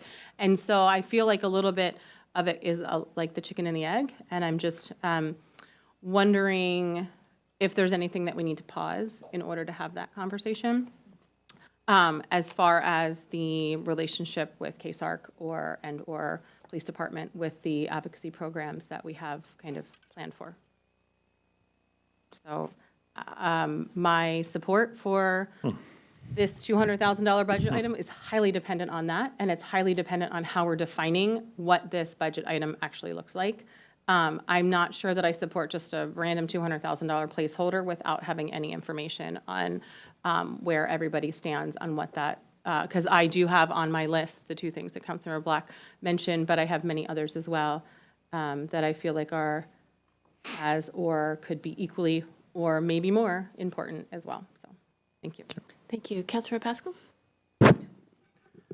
Well, yeah, let me just kind of talk about the criminal justice system review, because that's something I brought up at the retreat, and I brought up my notes because I talked at some length about what I was thinking about. One, that there was a recent article in the Seattle Times about the public defender system in Washington breaking down, that we weren't able to keep up. That we've heard from the King County executive that wants to close the juvenile detention center and the King County jail. We are hearing that there's large budget cuts coming from King County related to the criminal justice system, and we already know that there's a lot of things that are falling through the cracks there. We also know from our police department and our local businesses that the King County prosecutor is not charging for many property crimes, even for pretty significant ongoing property crimes. So the question is how are we changing our practices? What are we doing to continually think about how we address those issues down the road, as there's things outside our control that we can't control, but are going to impact our community. So that's why it's too bad we didn't have a scoping exercise, a couple months ago, because I don't think we're going to be successful scoping it in the next 2 weeks. So I guess the point is, I think there's some real issues. I don't think this is going to tackle all of them, but at least it could start tackling some of them first, and then we can see where it goes. It's not like it's a one and done. It's like, hey, let's explore some things, and then let's continue on. But talking about 200,000, to me it's about providing real tangible benefits to our victims, to our community, to those that are being victimized for whatever crime it might be. And so we're talking about this as an excessive amount, and then we're going to be talking about $50,000 to put up Christmas lights. I mean, to me, if you want to talk about money that's well spent, I want to help out our victims. So. I had Councilmember Tim Chisholm and then Councilmember Black. When your police write a police report, you have to ask what's next. 90 or 80 or 90% of crimes in Kirkland are misdemeanors. Those do not go to King County. They go to our municipal court and they're handled in-house. So if you're not going to pay attention to what happens at our municipal court level, then you're asking police officers to write a police report and then have them send it off into the abyss, and you're not sure what happens after that. There are a lot of things in the criminal justice system that could be improved. The victims advocacy piece of it is a very important piece. And all the cities around us do it better than us. We are absolutely the worst at this. It is tragic and it is abysmal. And it's frustrating to watch.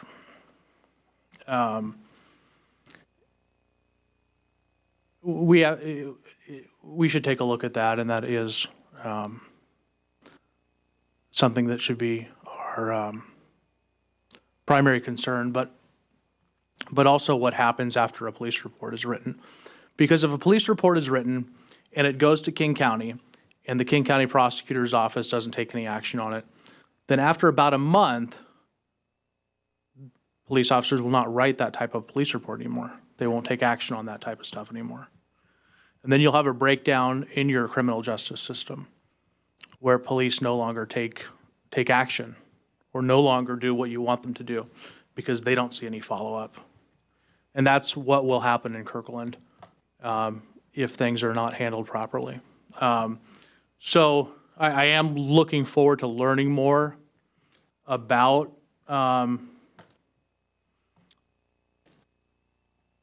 the external consultants and how their scope of work.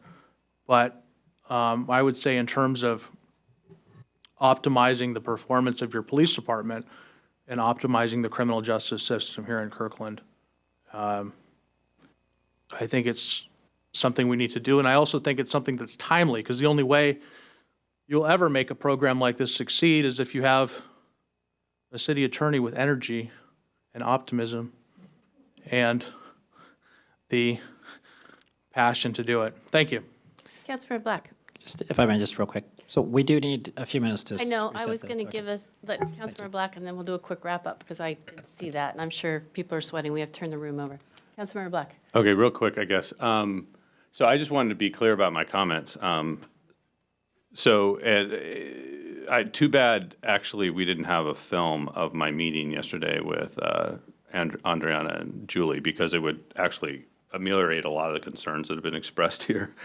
I was addressing the question that is 200,000 too much, and just making the point, if we are concerned as a group about $200,000, there is there's a part, only one part of what we discussed as a council that we could focus on first. But in my conversation, it is a scoping conversation. That's the whole point of Julie and Andriana meeting with all 7 of us, is to have this exact scoping conversation. Could it have happened earlier? Perhaps. But we actually created, when you actually go through it and you sit down, we actually create a huge body of work for the staff to try to tackle. And they really do need our help sort of scoping that. So that is the purpose of the conversation.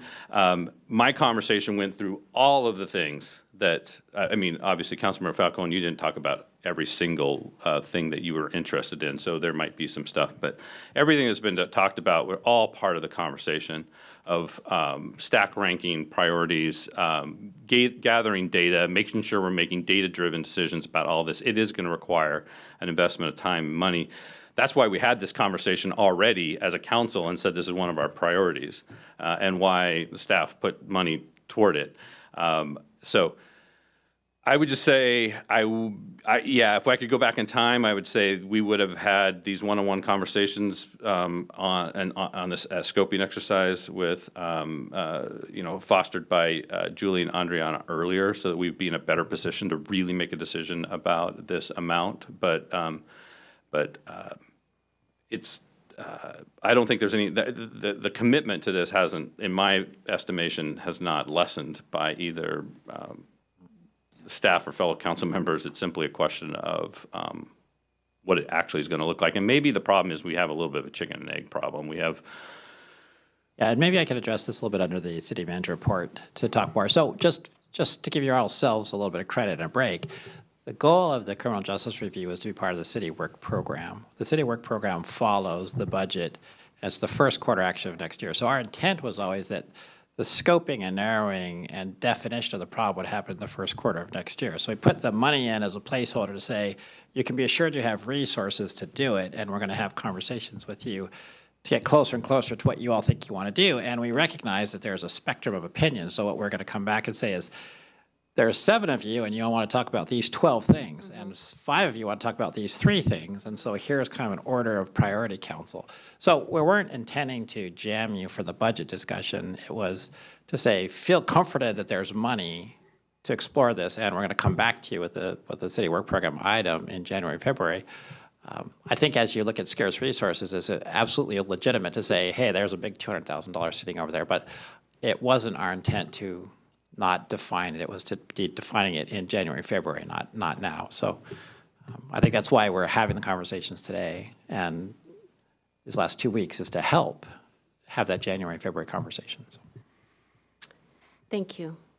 What I really wanted to do was make sure that we left this table with pretty clear direction for staff, and it sounds like we haven't contradicted each other, but this last budget item, we just need to talk about a little bit more. Yeah. And I just want to be clear, the reason that those of us are questioning it, it's not because we don't see the value, and I respect everything that's been said so far. It's because we're trying to accommodate everything on every list and where we can find some more money. So, all right, we are going to adjourn, or we are going to conclude the study session for this evening, and we'll be back at 7:30 in 9 minutes for our regular meeting.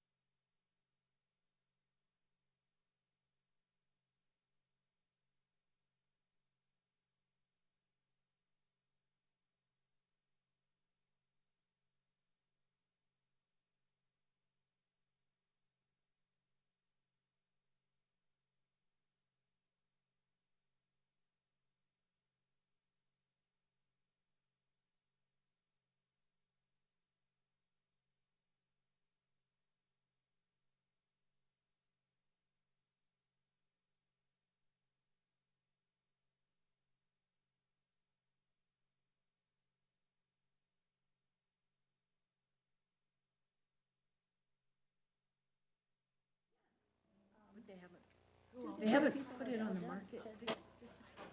Yeah, just a couple that bought it for investment.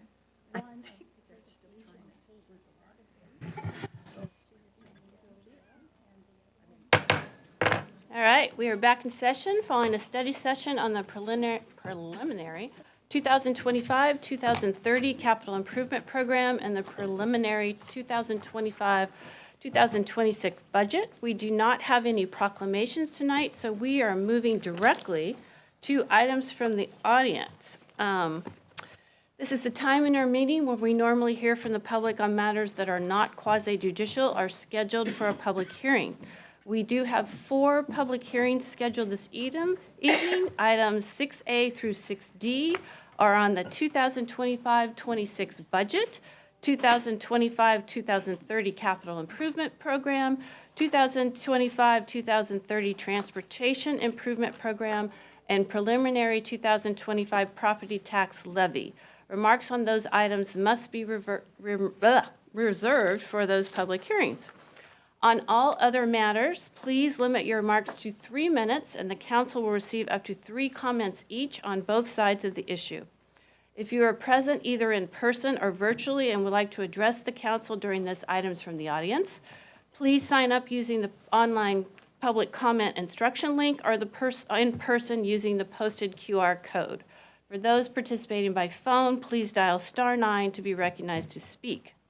Items from the audience is an important part of our business meeting, and we ask that everyone be treated with kindness and respect.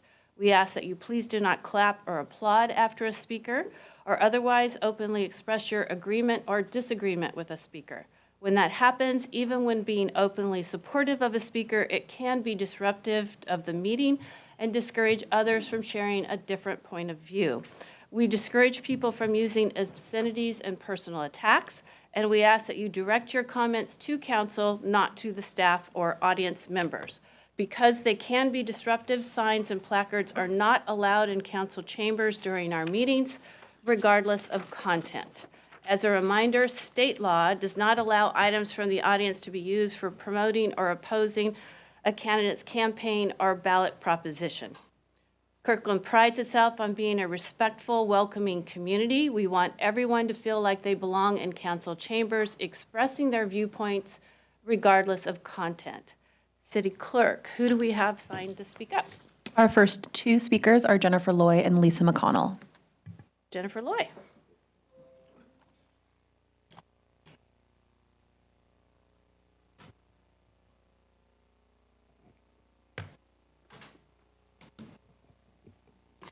Caroline Woods Park Chronicles, The Disagreement, Interlude.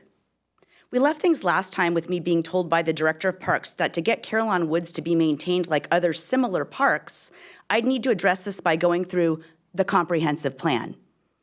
Now, does that make sense why I started to come speak with you?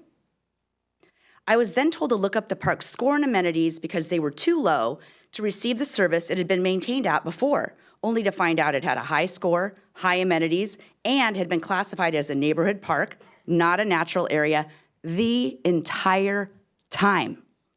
I asked you to put yourselves in my shoes and think about how I felt. Mad? Actually, my first reaction was, holy smokes, I can't believe how dim these people are. Not one of them ever looked at their own policy and operations document to see how the park was categorized, not even in the context of my request. I editorialized to you before that they seem to think it's a pro's suggestion rather than a true operating plan and policy document to be adhered to.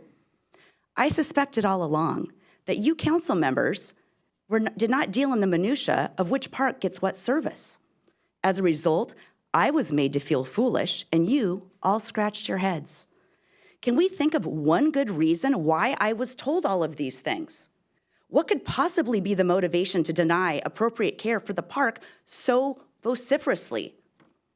The alternative possibility is equally unsettling, that the people running this department really have no idea, no curiosity, no perception of accountability about how the park's work is executed, and yet they are in charge. Can we argue in any sense that I was not lied to? Nefarious or not, It's equally disturbing to think that the top person would lack the understanding of the procedures and resource allocation in their own department to mistakenly mislead me. You all have to be just as frustrated and disappointed as I am. I came and spoke with you right after I discovered the truth and replied to Lynn, her email, and as a result, she requested an in-person meeting with me. Again, I was hopeful. There was still a chance to have a meeting of the minds, resolve the irregularity, and move on with a documented commitment in place. In that vein, I began to dig deeper and prepare more facts and data about Carillon Woods and its history for this meeting. If I could just lay out all the relevant information, surely she could see how this park was off track and would agree to put it back on track. In the meantime, I was tipped off that my request and experience had been discussed at the May 22nd Parks Board meeting. I'm sorry, your time is up. Would you like to hear what was said? Your time is up. Thank you. I'll send it to you in my notes. Lisa McConnell.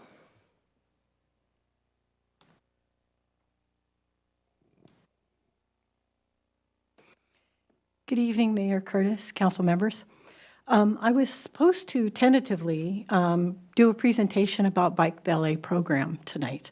That's been punted to the next year, probably January sometime, because you all have a very full plate from now until the end of the year. And those budget items, comprehensive plans, and that sort of thing is definitely a priority. But I am here tonight to let you know how excited I am to be speaking with you in the future about the bike valet program. We've got some wonderful data and analysis of the program that started in the spring and went on through and to the Harvest Festival. One of the surprise things that I learned being a volunteer for this program was the surprise element of the amount of communication and conversation that happened at the bike valet. At the street scramble, for example, people would come up to us, people who used the bike valet or didn't use the bike valet, and we'd have conversations about Lake and Kirkland, and what was the time frame, and where do I get a good cup of coffee, and where can I take my kid for pancakes.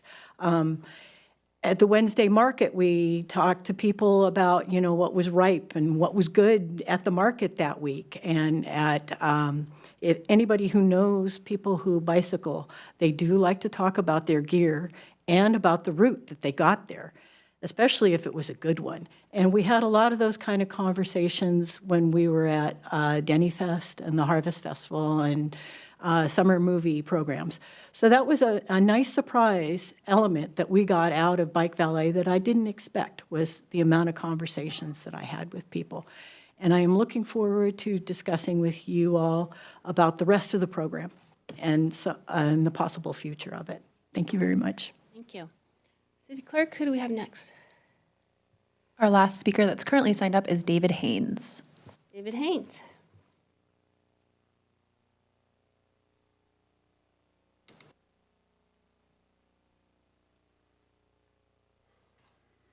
Hi, David Haynes, Juanita Beach. There's like a lot of Seattle progressive policies that imploded society, and they think that they can intimidate and convince the local councils to go along with bad policies. And at the moment, there's all these junkie thieving, repeat offending behavioral crisis whacked out individuals who are aggressive panhandling all throughout Walgreens and Juanita Village, justifying shutting down the whole place early like they do all the time. And there's no proper outreach when there's a situational problem. And it seems like the council's not realizing that a pedestrian-friendly oriented village does not give way the whole area to dumpster pickups all throughout the week and a road driving everywhere. But there needs to be improved laws and rules that create an independent Kirkland that when Seattle dumps some of their problematic trades of tax dollars for nonprofits and the capacity building that creates re-election apparatus support from a capacity of nonprofits that don't have any capacity for shelter or proper housing, I think that the council needs to get rid of all the racist, woke, tainted rhetoric and budgetary direction that bases things on looking through the skin color of, instead of the content of the character of an individual within your budget spending priorities. Because there's like innocent people who are being denied a proper home.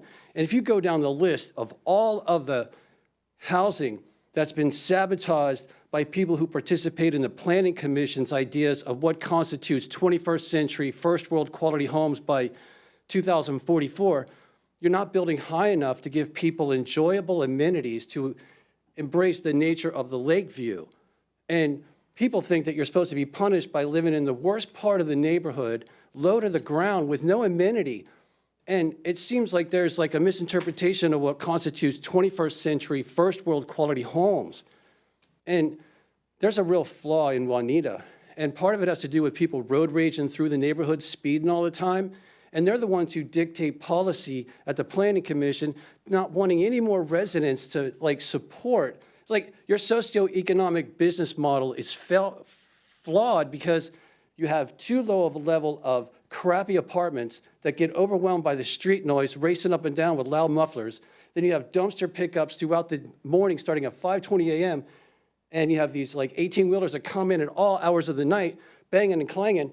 And there's no consideration for the resident to need a reprieve from all the commercial zone impacts. But the small business community who has all those little retail spaces in those crappy buildings don't have a robust floor plan to offer enough accommodation to people. And if you go to like the deli and I'm sorry, your time's up. All right, thank you. Anyone else? There are no more speakers signed up. All right, thank you.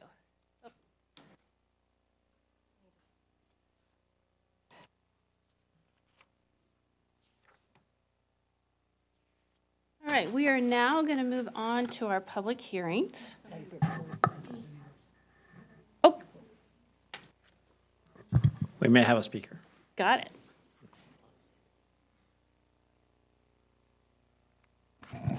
Hi, I wanted to just speak very briefly. Do you want to identify yourself, please? I'm Jenny Yeager, and I'm a resident of Juanita, and I wanted to speak very briefly on, to support the consideration today of converting the apartments at Arete to potentially low-income, deeply affordable housing. Thank you very much. Thank you. All right, is that it?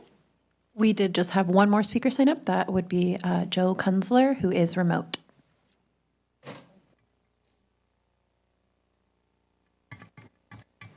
Mr. Kunzler.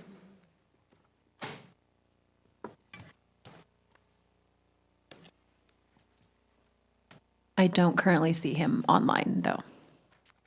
All right, we are going to close items for the audience, and we are going to move on to our public hearing. I want to note for our audience that we are allowing digital presentations on a pilot basis. Please review the agenda for additional details. Our first public hearing is a combined public hearing on items 6A, 6B, and 6C. Item 6A is a public hearing to receive public comments on the 2025-2026 budget. Item 6B is a public hearing to receive public comments on the 2025-2030 capital improvement program.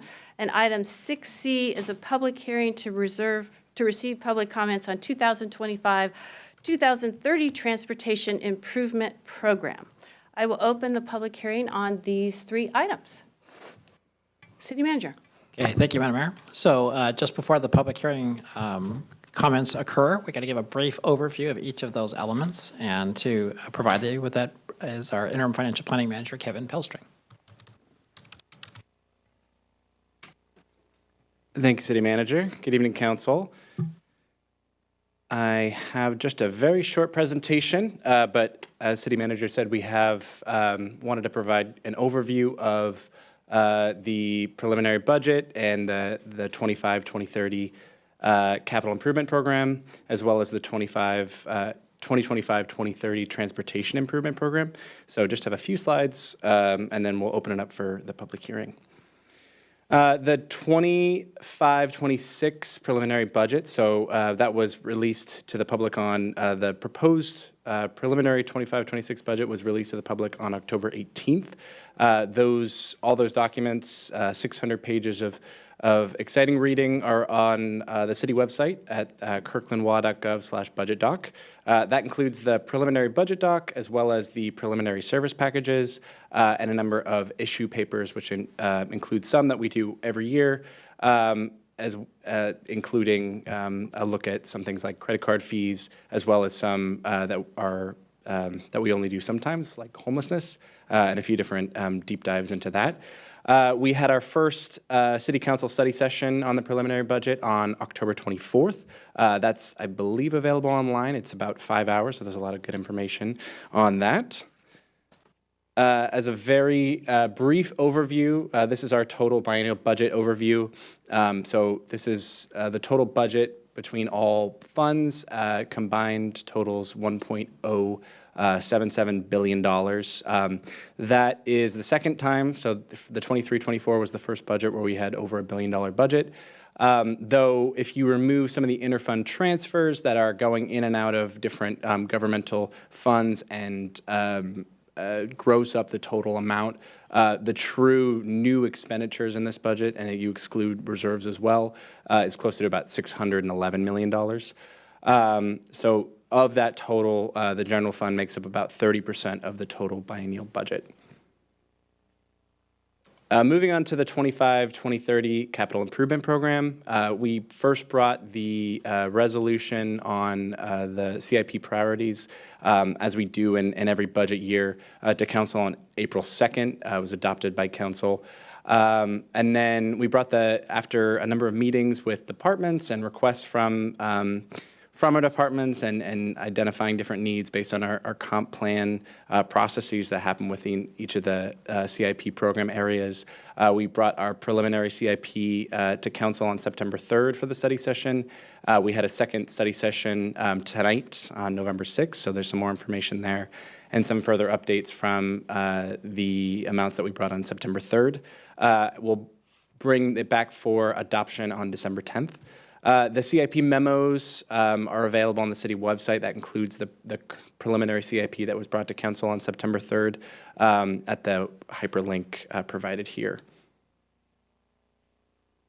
And here's some overall summary numbers for our CIP. So this includes the funded 6-year CIP as well as the unfunded future city revenues that are included in some of the programs in transportation, parks, and facilities, and the utility CIPs. There's also this unfunded external new revenues piece in transportation. That is a number of projects that we don't anticipate being able to fund in the 20-year horizon without additional funding like grants or other one-time monies that might become available. But we've included those in the CIP as opportunities and reminders of potential projects of community and council importance. So overall, the 6-year funded CIP totals about $245 million.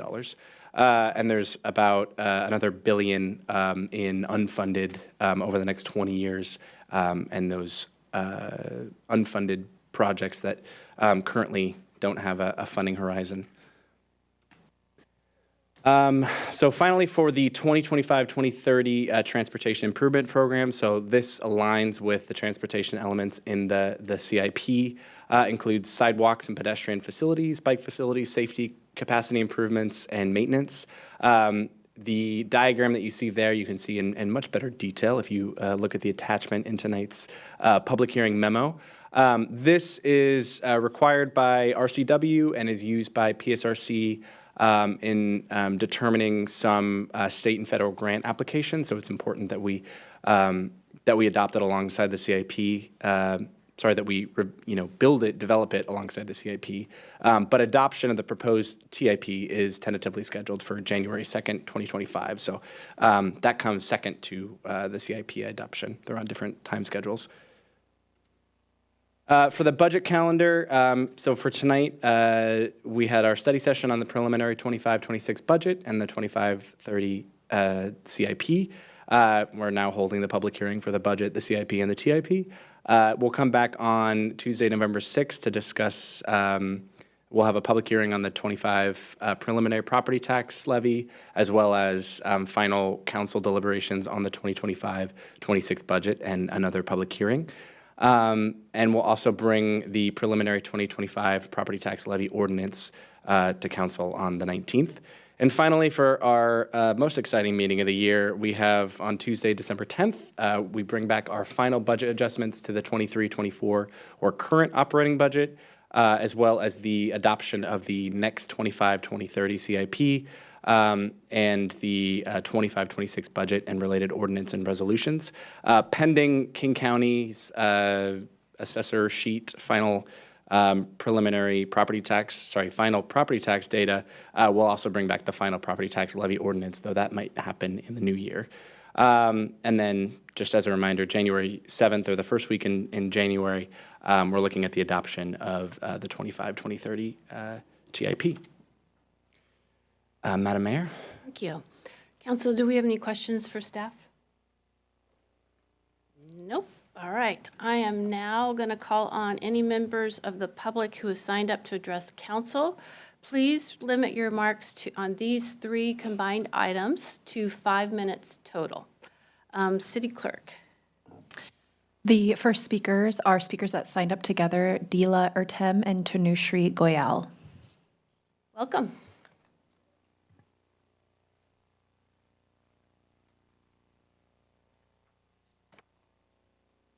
Hi, I'm Tanushri Goyal, and I'm a sophomore at Lake Washington High School and a member of the Sustainable Neighborhood Ambassadors Program, or SNAP.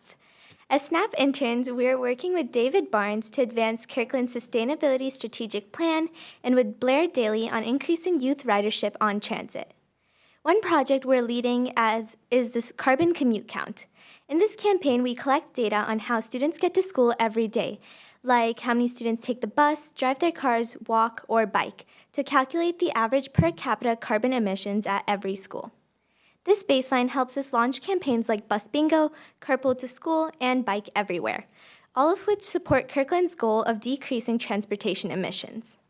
In collaboration with King County Metro, we're also expanding youth access to transit by distributing Orca cards to students, with 120 registered at Lake Washington High School and 110 at Juanita High School so far.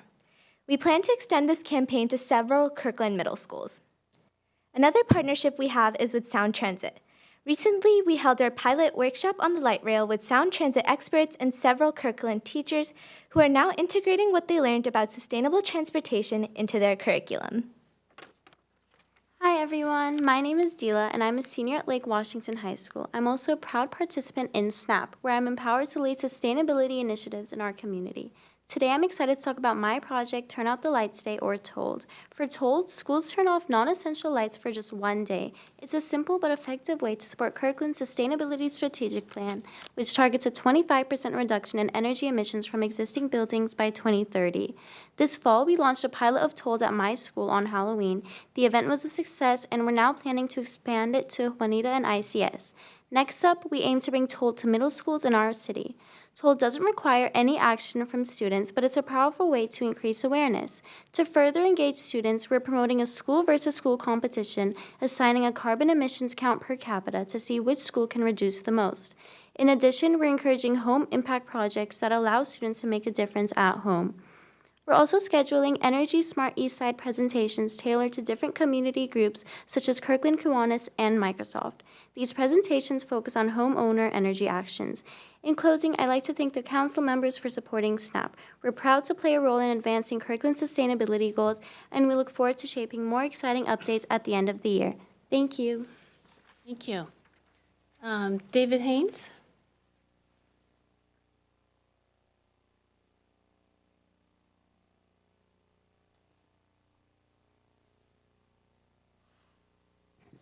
Hi, David Haynes. Did you notice that the budget report that was just introduced is all general? There's no detail. And I find it offensive that City Council is going to approve $40,000 for East Side pathways and East Side leadership, because all that is building the capacity of the reelection apparatus of the Democrat Party using tax dollars. And I find it highly offensive that you would like partake in a lot of the bottom of the barrel progressive Seattle like policies that have exacerbated public safety, homeless crisis, and the housing. It's like you need better investment in like that women's shelter up there, but you have like troubled souls in the library, and there's not proper outreach. And I don't see this type of priority in the budget where you keep all these service providers that come out of Seattle a little bit more honest with their like diligent, forthright, expected efforts to solve the problem when it occurs.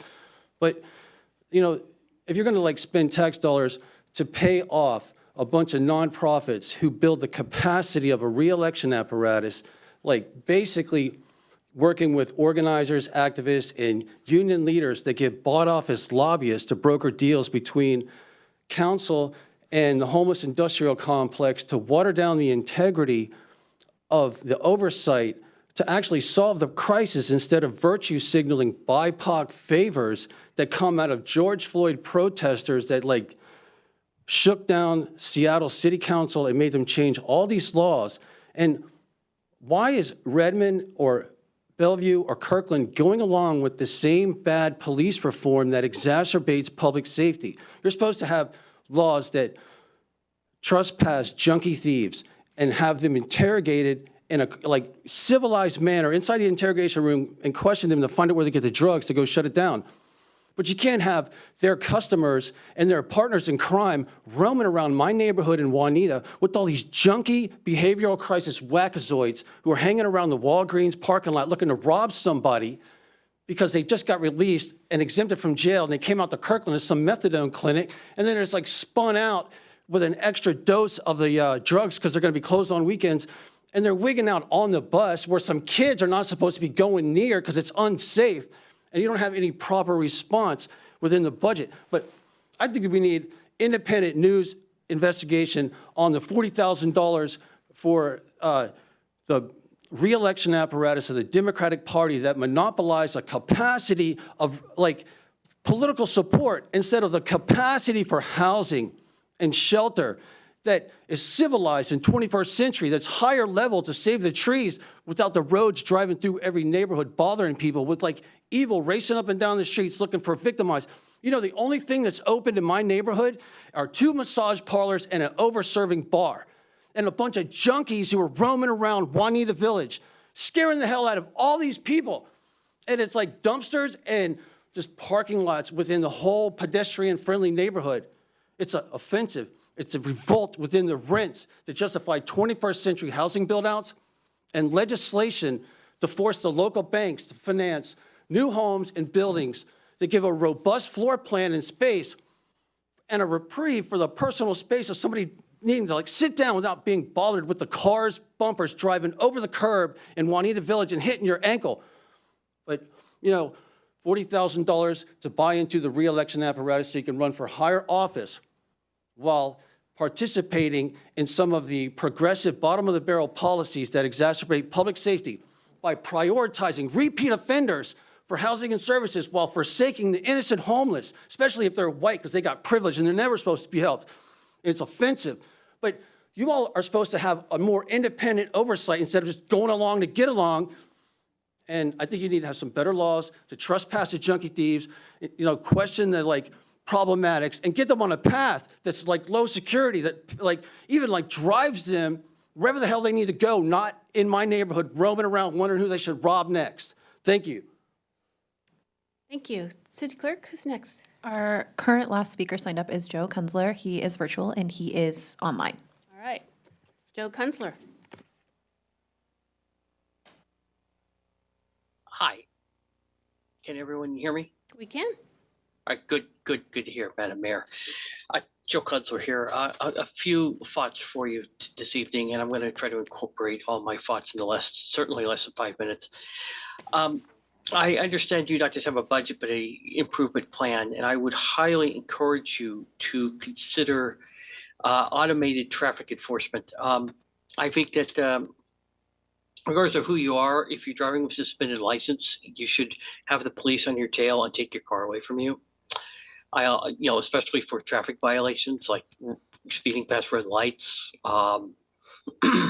speeding, that kind of thing. We need public safety to be about that too, because we're all pedestrians at some point. We all have to run around and run our errands and whatnot. We also, need to have some kind of a budget that says if you're going to hurl hate speech at a public meeting, that you're going to be shut down for the night. And the Washington State Legislature does have policies in that regard, and I understand the Association of Washington Cities is working on trying to bring that to our local governments. So I figured I'd incorporate all my comments into that and call it good. Sorry I didn't find the Zoom link earlier. I do apologize. I was coming off into virtual call, running a little late. So hopefully we're all good, and hopefully all is okay this evening. Thank you for your public service. Thank you. Is there anyone else like to address council? There are no other speakers signed up. All right. The public comment portion of the hearing is closed. The council will consider all public comments received on these issues, including those submitted in writing. We are now going to move on to item 6D, which is our last public hearing. This is a public hearing to receive public comments on the preliminary 2025 property tax levy. I will now open the public hearing. City Manager. Okay, thank you, Member. So again, we have a short presentation before comments. This presentation will be made by Michael Olson, our Director of Finance and Administration. I'll be there in just a moment.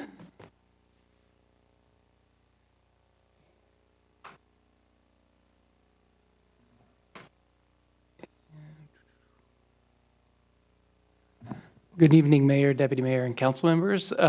Just a brief presentation on the property tax for 2025. Having the public hearing tonight, and as Kevin mentioned, we're looking for adoption at the next council meeting on November 19th, as our request for the ordinance for the property tax is due to King County by December 2nd.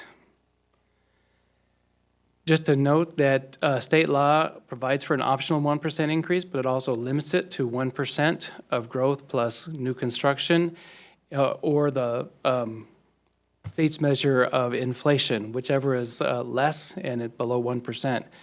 The slide here has a kind of a history of the CPI for the last 3 years, and also the state's inflation indicator, the implicit price deflator, and they're all over 1%. So the city has taken 1% for the last several years, and 1% is increase is built into the 25-26 budget.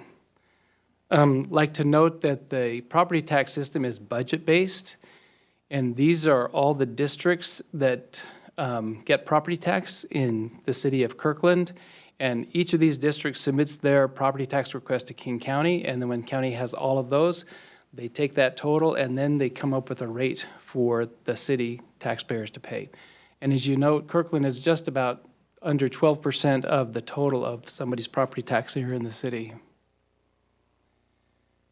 Here's a look at what last year's property tax was compared to this year. We have the base levy. The optional 1% increase in 2025 would be just over $427,000. And new construction is about $671,000, and then we add double that to the request for King County, because if we don't have the final new construction numbers yet, and they'd likely come after December 1st. And so if we ask for less than what we can get legal authority, they give us what we ask for. If we ask for more, they will cut us to the legal authority. So we always ask for more to get the maximum amount of the new construction. You can see here that the 1% again is just over $427,000. We've added the 2 times that amount, so we have 3 times for the new construction. Then we have re-levy for refunds that they gave last year, and we have a small portion of tax increment financing, which brings the request to just over $45 million. And you can see that our rate with this amount is just about 95 cents, 96 cents per thousand. And we have the history here. So taking public comment again tonight and requesting adoption at the next council meeting. Thank you. Council, any questions for Michael? All right.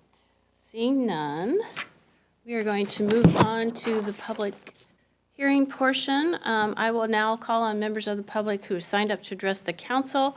On this item, I am limiting comments to 3 minutes. City Clerk, do we have anyone signed up? There is no one currently signed up. All right, is there anyone that would like to address council? Okay, the public comment portion of the hearing is closed. The council will consider any additional public comments we receive submitted in writing. Council, any other questions or thoughts before we move on? Okay. We're now going to move on to consent calendar. Before we have a motion, I'd like to ask the Deputy Mayor to present the audit of accounts and to highlight the proclamation that we have on the consent calendar. Thank you, Madam Mayor. We had payroll in the amount of $5,785,897.86 and bills in the amount of $14,181,594.80. Bills include a number of CIP project payments, a waste management invoice, and a $1.2 million impact fee refund for a project that will be paid, that will pay their impact fee later. Tonight, also, the mayor, on behalf of council, proclaims next week, November 19th through 16th, as Stormwater Awareness Week. The city of Kirkland implements many programs and projects related to surface water that reduce flooding in our streets and neighborhoods, build and maintain drainage infrastructure, and improve water quality and aquatic habitats in our streams, lakes, and wetlands. The city has received 3 national awards for innovative stormwater work, and our staff continues to be dedicated to addressing the challenges associated with stormwater runoff and protecting and enhancing the natural environment. Thank you, Deputy Mayor. Is there a motion to approve the consent calendar? I would like to move approval of the consent calendar. Second. I have it moved by Councilmember Sweet, second by Councilmember Tim Chisholm. There are ordinances on the consent calendar. City Clerk, will you please call the roll? Councilmember Tim Chisholm. Yes. Councilmember Black. Yes. Councilmember Sweet. Yes. Councilmember Falcone. Yes. Councilmember Pascal. Yes. Deputy Mayor Arnold. Yes. And Mayor Curtis. Yes. Consent calendar is approved. Oh, we are cruising. We are now moving to our regular business agenda. Our first item is the briefing on the draft Transportation Strategic Plan. City Manager. So I think we've moved so fast that I don't yet have the staff here to make this presentation. I'm wondering if we might be willing to go to the appointment of the interview selection committee while we get them. Council, is it all right if we move to 9B? All right, then we are going to move to 9B, which is the appointment of the interview selection committee for the Cultural Arts Commission recruitment. City Manager. Okay, thank you, Madam Mayor. So as you know, you have a process by which you draw lots for having 3 council members be part of the interview selection committee. That is done by our city clerk. So she has all the names, and I believe a appropriate, yes, okay, so she's going to draw those names, and then that group we'll schedule time for that group to meet and make a selection. You want to, hang on. Thank you, Madam Mayor. I have a question relating to this. I feel like I'm wondering why we're doing this appointment now and not holding it off until the regular cycle in a few months. Is there a reason why? I mean, I feel this is probably going to schedule another meeting. It's going to be additional staff time. And I think traditionally when there's been like one-off appointments needed like this, when it's been close to the regular annual cycle, we've just held off a few months until that. I'm just wondering if we want to save ourselves some time and do that. I'll respond. Our normal recruitment will be in March, and it's November, so that's 4 months out. We don't really have a policy that determines how close to recruitment we would hold it till recruitment. This has been traditionally the way that we do it when we have substitution. We just did it recently with others. It's worth having a conversation. I think that in our boards and commission conversations over the last couple months, we've raised some other things that we want to clarify.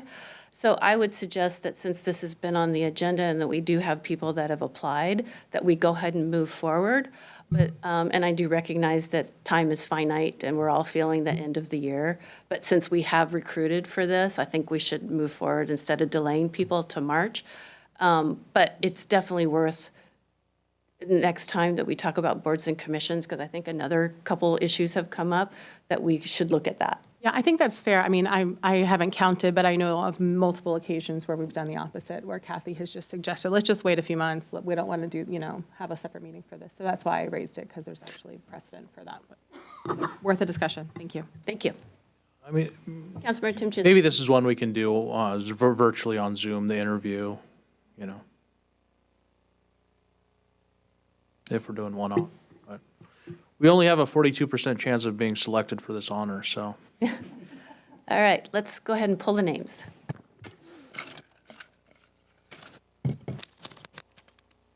Councilmember Sweet.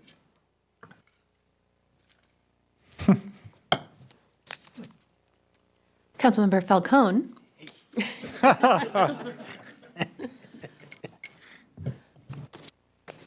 And Councilmember Tim Chisholm. Thank you for your service, everyone.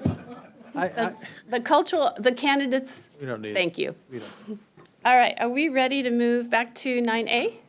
We are, thank you, Madam. Okay, we're going to now move back to 9A, which is a briefing on the draft transportation strategic plan. Okay. City Manager. So while our staff's coming up, this is our sort of final check-in on this transportation strategic plan. We'll be bringing it back for final adoption. Not much has changed since you last saw it. However, I want to give you one last chance to give us your feedback and your input. And so to give you that presentation is our transportation planner, Kim Scrivener. And Doug McIntyre, our transportation manager, is also here to answer questions. Thank you, City Manager. Mayor Curtis, Council, thank you for having us back. Hold on while I assume I need to share the screen.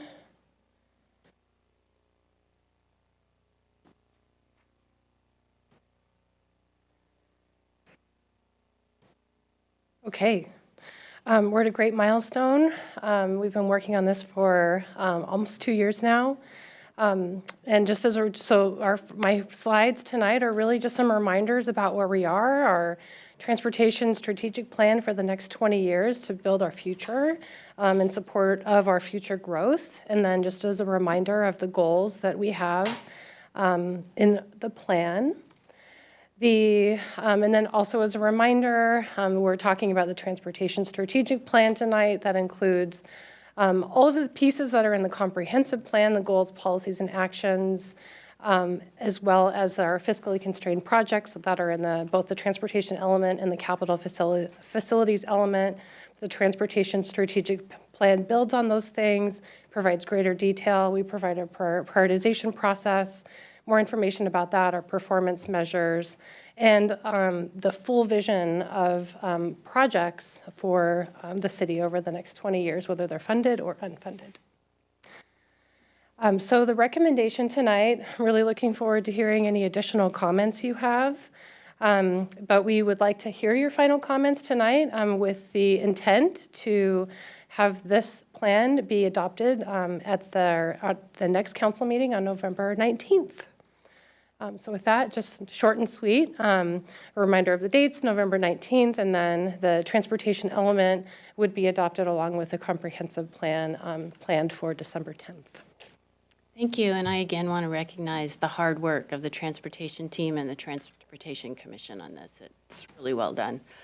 Council, any comments, any final? They love it. Great. So it's all good. Great, no comments, wonderful. Well, while I'm... You can go, yes. Yes. Also just want to recognize our parametrics team, Fred Young and Dan Harris, and their team. They've did a lot of work with us for a good period of time, and of course our transportation team. So thank you very much. Thank you, everyone, for your contribution. Oh, Councilmember Sweet. I just want to tell you guys, you did a fabulous job. You really did. I can't remember a group that has been more responsive to council comments. Admittedly, some of those got a little tedious, but you guys did a fabulous job. Thank you. Great. Thank you very much, everybody.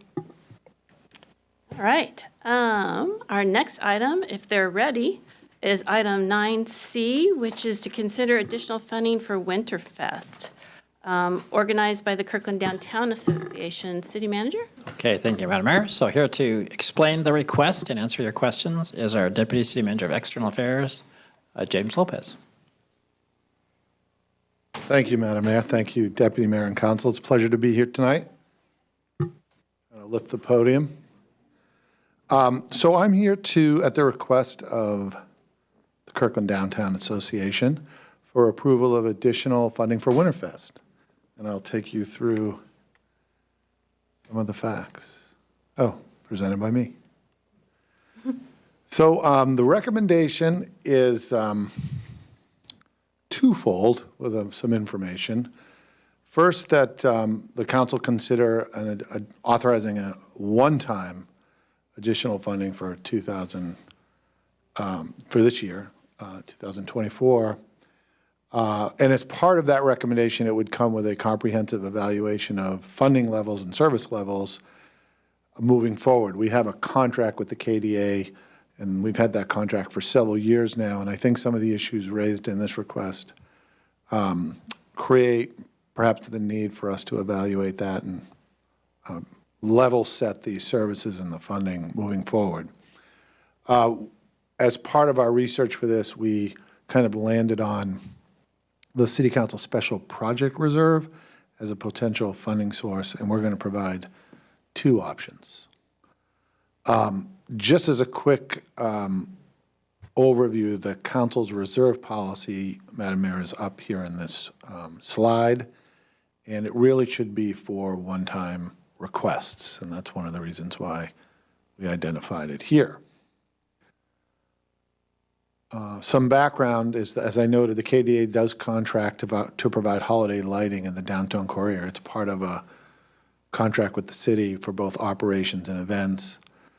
The original lighting program only involved trees. However, in 2020, we did expand to roof lines through the downtown that, I guess, effectively doubled the cost, the upgrade in service through the pandemic. This added expense was covered by the KDA without additional funding, and I think we had a strategic use of COVID-19 funds to help offset that additional funding gap. Now, we did work with the KDA to try to really get under the skin of kind of the finances and what's happening, and we kind of broke it down into these categories. Reduced sponsorships is playing a role. There is the additional of the roof lines in 2020 kind of added the level of service, so I guess one could argue we stepped into a little bit of an unfunded service level. There has been inflation on the lights. They have a different hiring model now. They have hired a full-time staff member, and I think that has an impact, as well as just kind of a strategic decision of increased costs for the summer concert series. So we're trying to get under the root of the changes, and I think all of those things have had an impact. So here's breaking down in a little bit more detail the actual Winterfest lighting costs, seeing the adjustment in 2020 for the roof line. And then you could see how the costs have grown. These figures were provided by the KDA. As you can see, there's a footnote on the bottom where the constant is $11,025, which will be spent no matter what. That is existing funding for the Marina Park trees and the exterior of the pavilion, as well as 38 lampposts along Park Lane, Central Way, and Marina Park. So that is kind of like which we will call the foundational level that is already scheduled to happen this year, even if the additional funding isn't authorized. Now, the two options that we have broken down here are essentially you could just focus on the city number. Excuse me. We just put the baseline in each of the options, but option one has the kind of the full package of lighting the downtown core area, including the roof line and the trees on Park Lane, and that's the $36,268. And then option two really kind of pulls out the roof line lighting, so it would be lighting of trees throughout downtown, including, of course, Marina Park parking lot. So it's more, it's localized to the trees, not the business roof lines. So we kind of work together to identify those two options as being meaningful and giving the council option on the cost. So moving through those two, the next steps would for the council to consider both those options. I just went over them, the $36,268, kind of the full package, and option two would be just kind of pulling out the roof lines from that option. And again, we have identified the council special projects reserve as a potential funding source. But please know, if the council doesn't authorize this, there will be lighting down in the Marina Park, somewhat consistent to what it's been localized to that area. And with that, Madam Mayor, I turn it back to you. Thank you, Council. Councilmember Sweet. Well, I'm going to start because I'm going to start. If anybody had time, I could start on a history of Winterfest in Kirkland. And it's been around for a long, long time, and it began with a giant Christmas tree that was a gift to us back in the early 20s when we didn't have to pay for anything. Roof Truss Supply paid for everything. Anyway, it graduated into a winter festival that has become a tradition in the city of Kirkland. In terms of this lighting request, I don't consider this to be an additional request from the KDA. I consider this to be the KDA informing us of how the costs have gone up from the extension that we gave them in 2020, and that they simply don't have the resources to continue to fund. The KDA provides, what, $41,000, 47? I can't remember the number. But we provide We provide them. We provide that. Right. with either $41,000 or $47,000 a year. The KDA puts together the flower pots, the clean sweep, wine walks, Wednesday markets, summer concerts, the car show, pumpkins in the park, and Winterfest. And somehow they get it all done every year, regardless of the fact that we underfund them dramatically. They do it with sponsorships. They do it with a lot of hard work. They do it with a million volunteer hours. So I actually support option one on this because I think it's our responsibility, but I also think we got to figure this out. We don't have a clear understanding of what our relationship is with the KDA, what we want from them, and what we want for them. When we originally established a BID in downtown Kirkland, it was with the intention that the BID would drive itself into creating the kind of synergy that other communities have been able to do. The council at that time gave up on that BID after 1 year of angry feedback from the business community. And the KDA since then has floundered, phoenixed in and out for, 30-plus years. And I've been part of every single Phoenix. I think we have a responsibility to our downtown to try and figure this thing out. We've got a split between this new group that is working on Main Street and is completely disconnected from the KDA itself anymore. But we have a responsibility to provide some services downtown or to help coordinate this body of work.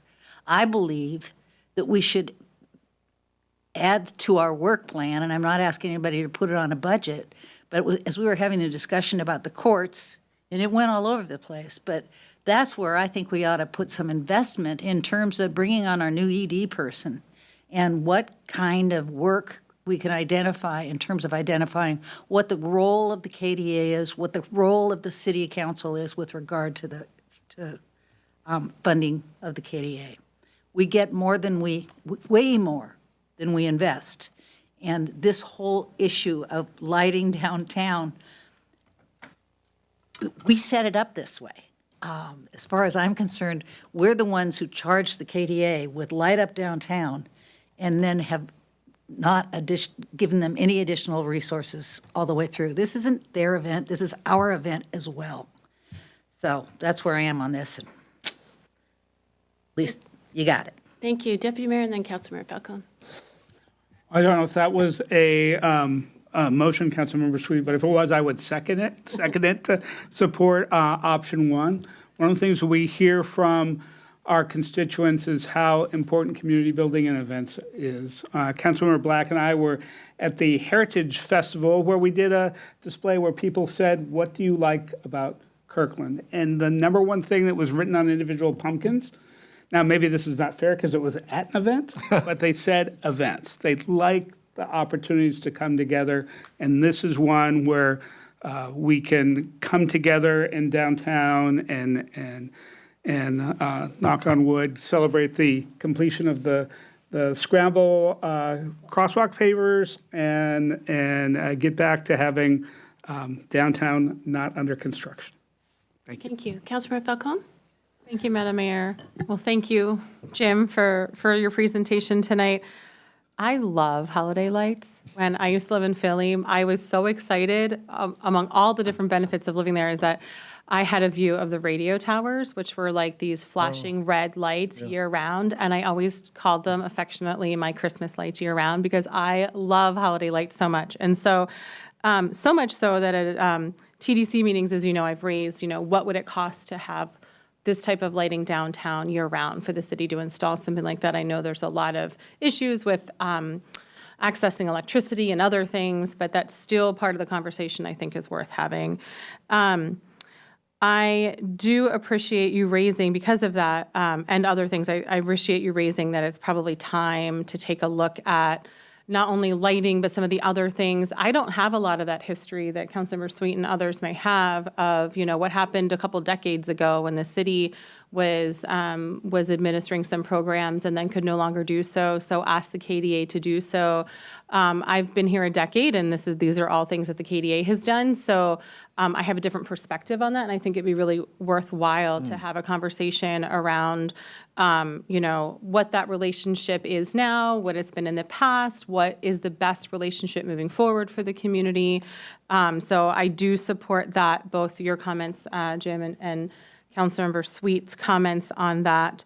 I think it'll be a good, we've talked about before, and I know I've raised not only from the dais, but also in TDC meetings, wanting the city to lead a winter holiday event or series of events, right, that are really inclusive of all different cultures. I think of other cities that have different arts festivals around the holidays, both throughout New Year and other holidays throughout the winter that have lights festivals and other things. So I would still love for us to do that, for us to consider that, and I think that can be part of the conversation. I'm really happy that Councilmember Sweet brought up Business Improvement District and the history there, because I think that should be part of the conversation as well, if that's something that there's appetite for, and how can the city help facilitate that, if so?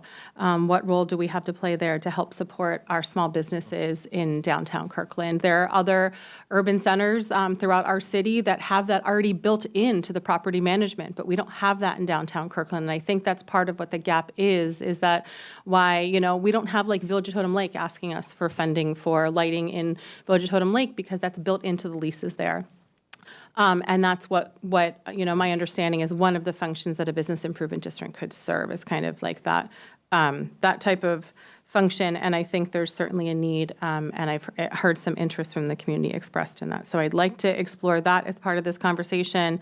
I also appreciate, I just want to acknowledge, all that said, that in the council reserve policy that you put up on the screen earlier, that it does say that it will not to fund outside organization requests, and you started this presentation saying that this was a request from KDA.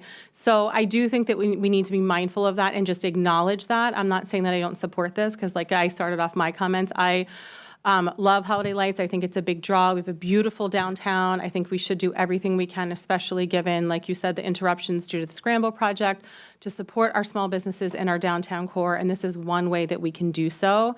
And I would love for the council to do so. That said, I just want to be really mindful of that. And I mentioned earlier, there may be another request coming forth per the recommendation of Human Services staff at some point for how to use our council funds that may be re-examining our how we apply our policy, right, for council reserves. So I just want us to be mindful of that and acknowledge that. And at the same time, I still, despite that, still think that this is a worthy use of our council reserve policy. Thank you. Thank you. Thank you. Any Councilmember Tim Chisholm? All right, so this money would come from council special project reserves.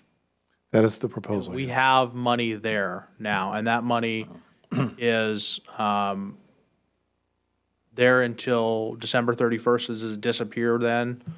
Or it rolls over to the next budget. That would not be my pay grade, Councilmember Tim Chisholm. It rolls over to the next budget? It rolls over to the next budget. Whatever's left rolls over to the next budget. But it's not added. What's that? It's not added. Well, so It rolls over technically, into next year's 250,000. no. So what we do is we always refill whatever you have up to 250. So if you're at zero, we would It add. doesn't go higher than 250. It doesn't go higher to. That's right. Unless you choose to make it so. With some of the pain that our businesses have experienced with the intersection in downtown Kirkland and some of the challenges they've had this year, I think it's be a great idea to support our businesses with this and just creating an atmosphere that encourages our residents and people outside of Kirkland to come spend their money in the colder months.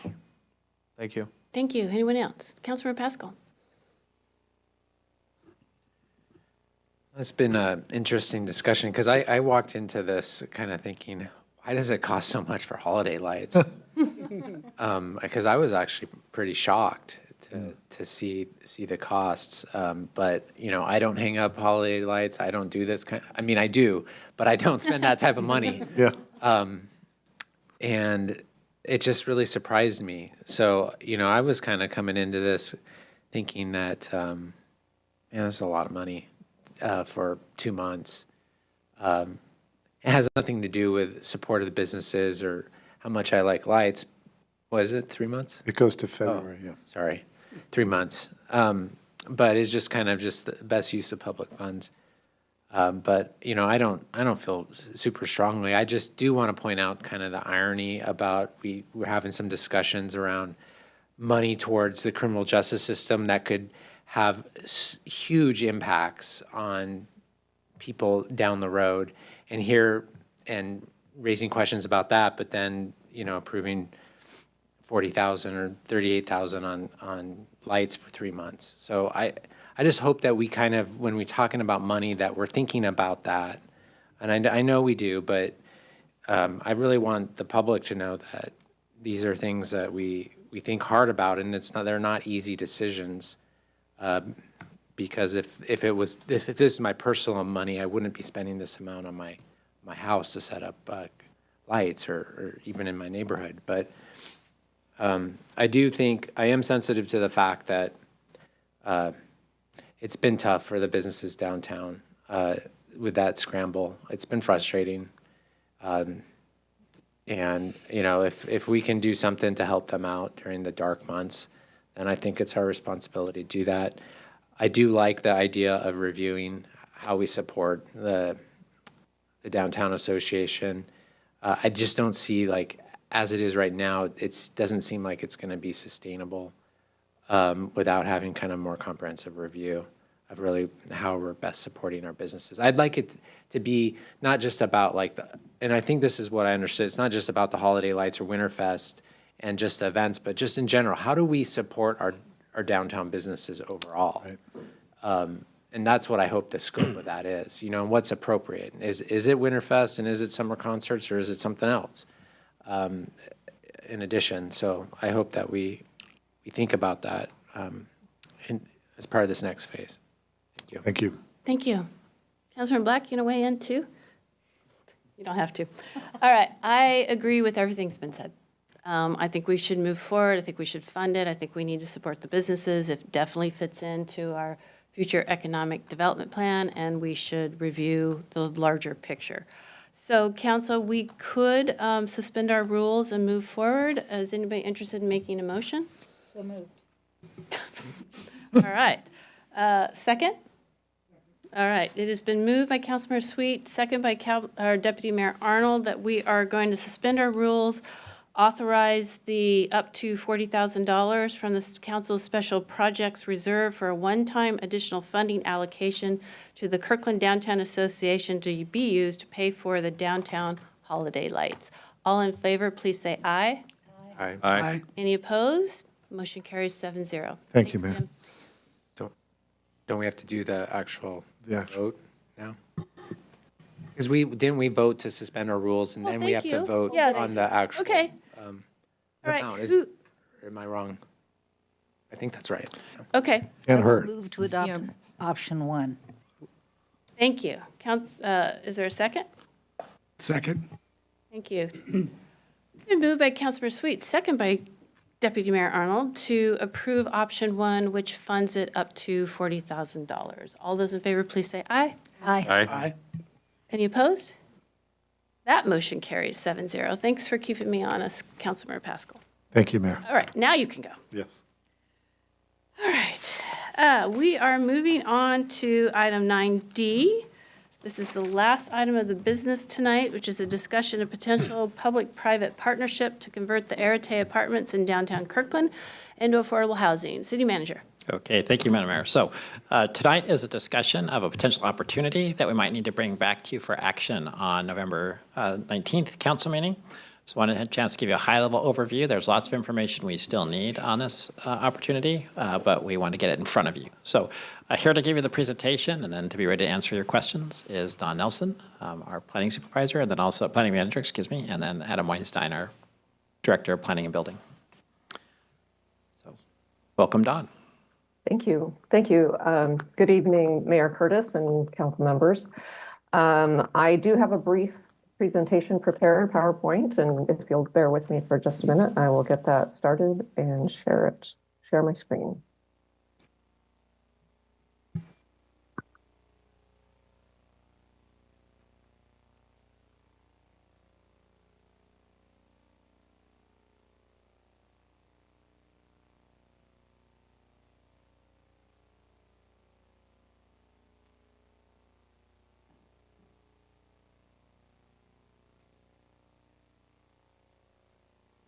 Thank you. So again, as Kurt mentioned, this is a discussion of a potential public-private partnership between to ensure that the Arete Apartments are maintained as affordable housing. It's an opportunity that is being presented to the city, and this is some background information presented to you in preparation of further action, possibly at the November 19th meeting.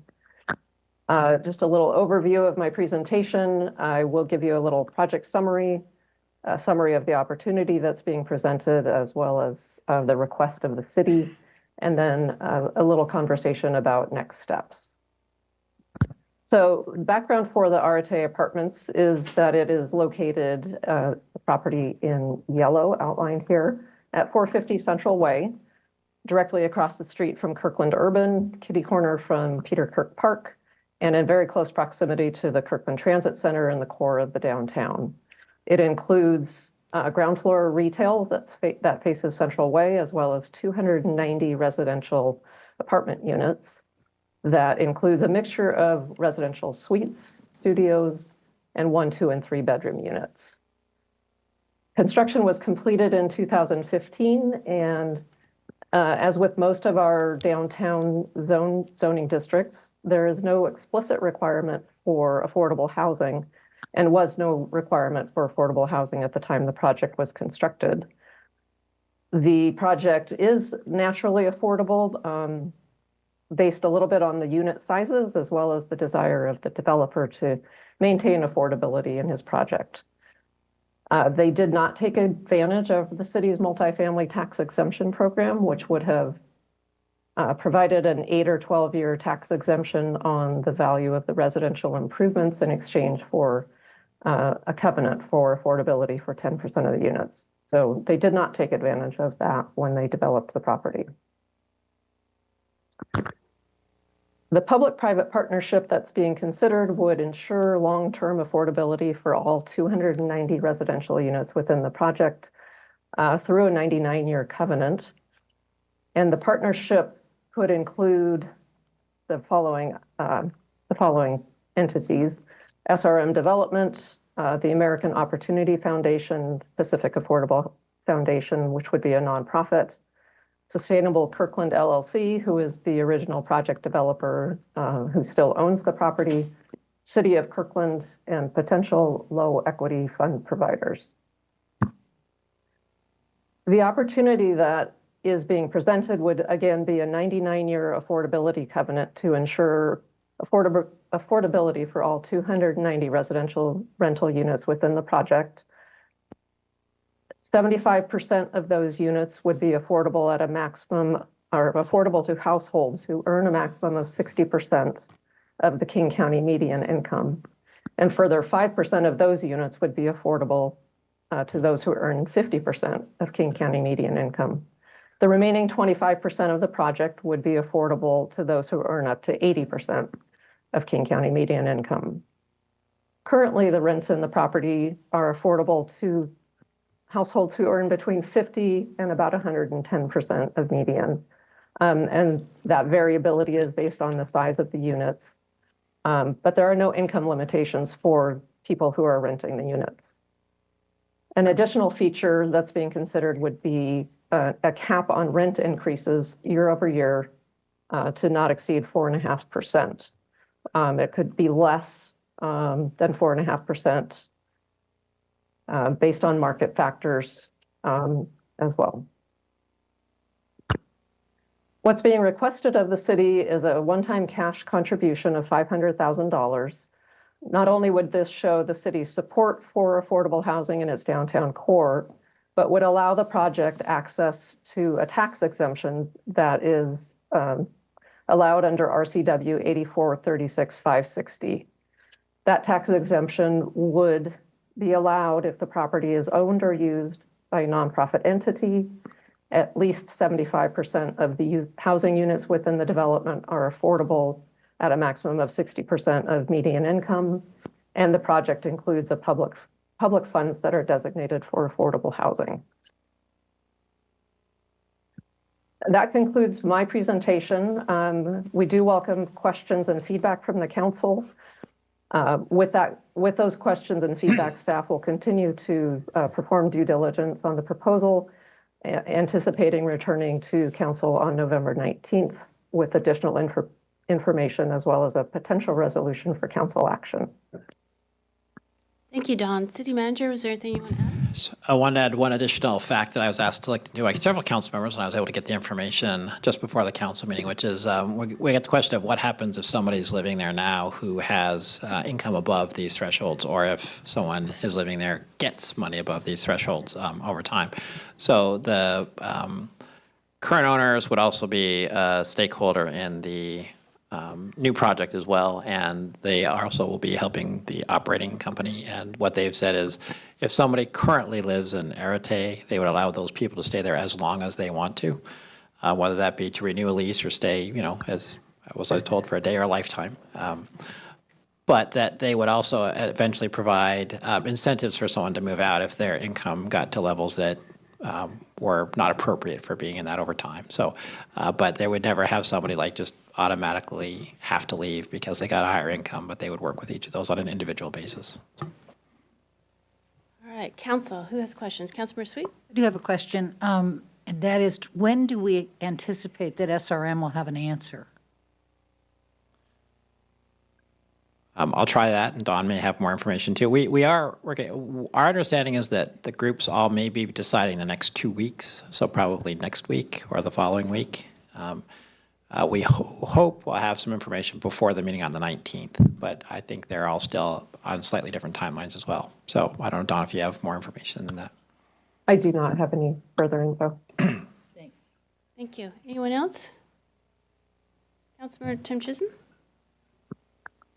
Oh, who is buying this place? Who would buy this?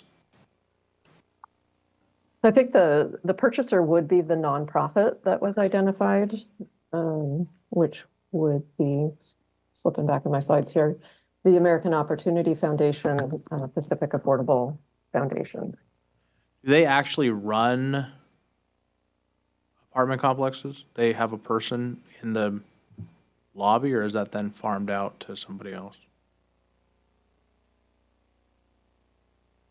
I believe that is their business to run the project. They obviously would have a management company who's running the day-to-day operations of the apartment. Okay, and the potential purchaser is okay with a clause that says no rent increases above 4%, no matter what inflation is? I believe so. That is one of their proposals that would come in the covenant that is recorded against the property. Okay. Yeah, That's provided the information that was given to us. That was not a request of the city, although of course we think it's a good idea. But so that, yeah, that was something that the other partners proposed, not us. Okay. Councilor Pascal, did you? Yeah, thank you. A question for staff. So the covenant, the 99-year covenant, that goes with the building, right? Not the loan. Correct. Not the whoever buys it. It goes with the building. So if they sold it, or if they defaulted on the loan and had to sell, that 99-year covenant would remain. Correct? That's our understanding. One of the things in our due diligence, we actually haven't received the covenant yet, and that's one of the things that we've asked for, to be able to review and confirm that, but that's our understanding. And then as part of this partnership, it's the city's intention to have, to prepare some type of agreement that has all the specifics and the details about all of this, right? That we'd be able to, that we would see as well? Yes. Okay. Yes. And that's the intention of coming back then next meeting with that information? Correct. So there could be a variation on the theme, depending on how all this works, that it may be that the money decision, that the money would be authorized, might come first, although the money would never be given until you've seen the rest of it and approved that. But so that's part of what we're trying to figure out in the next 2 weeks, is exactly what's the order of events and documents. But yes, in the end, you'll see everything before final decisions get made. Okay, thank you. Deputy Mayor? Yes. Don, you mentioned this in the memo, that there's a offer to buy this property by this partnership. Does the owner have other offers that they have received on this property as well for market purchase? I believe the memo mentions that they did put it on the market and received a great deal of interest. I believe it was 10 or 11. Actually, it says 12 offers, 11 from what they call real estate investment trusts and other conventional purchasers. So one of the things that's interesting about this Arete property is when it was first built, there was a trade-off that there was an innovation that had these residential suites where the city had reduced parking. This came through when I was first on the planning commission. And as a result of that, was able to generate some affordable housing at 50% AMI with no subsidy, which is just amazing. And what we see here today with the other offers that are there, those are offers to turn this into market rate housing. So we have an opportunity here to preserve this as affordable housing for a city investment of $500,000. If Arch came to us and said, we have 280, we want to build 280 affordable housing units for $500,000, we would jump at this opportunity. This is happening independent of Arch through the purchase through the American Opportunity Foundation and the funding from affordable housing equity funds. But this is a huge opportunity. I think we need to move forward on this. City Manager, you mentioned the affordable housing equity fund providers haven't made a decision yet. Right, that's correct. Given that they haven't, I know the memo says we don't have to act tonight, but I would like to have something to put something on the record that signals our support. So what I would like to do is make a formal motion to direct staff to bring back a resolution and a fiscal note to our next council meeting for the $500,000 city contribution for this. Second. project. Didn't even get your motion out. All right, it has been moved by Deputy Mayor Arnold, second by Councilmember Tim Chisholm, for the council to move forward with a fiscal note to show our support for the project. Any discussion? Councilmember Tim Chisholm. I think it's important to note that if we were to get 290 units of affordable housing at 10%, we would need to build 2,900 units of housing in order to get that amount of affordable housing. And then we'd have to find somebody to build it, and, you know, it would take a long time. And the comp plan, the 2044 comp plan has, you know, raised all these goals, and this would be one way for a relatively small amount of money to achieve that. Councilmember Falcone? Thank you, Madam Mayor. Well, thank you for bringing this forward to us, City Manager, and thank you to the partners who are discussing this. In my mind, it's a no-brainer. I mean, it's really preservation of housing and of affordable housing is something that we should always be considering, always looking for opportunities for. It makes more sense financially. It makes more sense, from a sustainability perspective. This is a housing development that is, kind of checks a lot of the boxes. It's in our downtown core. It's walkable to transit, to shops, to so many amenities. And I think it just makes sense. I think it's a really important part of what we need in affordable housing in Kirkland. We need a variety of types of housing of all different sizes, size units, and locations and types of housing.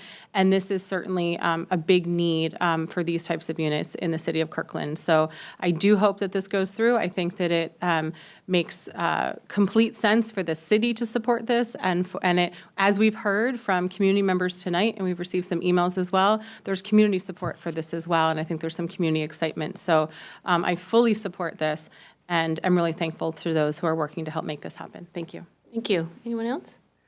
I just want to add that I agree with what's been said, and I had a really important thought that just flew out of my head.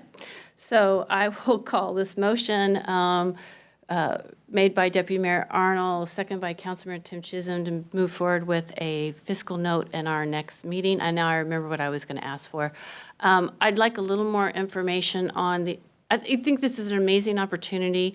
I would like a little more information on the incentives that they will supply to move people along if they overqualify for this property. But this is an opportunity. Oh, and the other thing I wanted to stress was a reminder that this is money we've already allocated for another affordable project. So it's not like we're opening the bank up for this additional $500,000. I repeated the motion. All in favor, please say aye. Aye. Aye. Any opposed? Motion carries 7-0. Thank you. Very much. I'm going to call a quick break before we move on to reports. So we will reconvene at 9 to do city council reports and city manager reports. Thank you.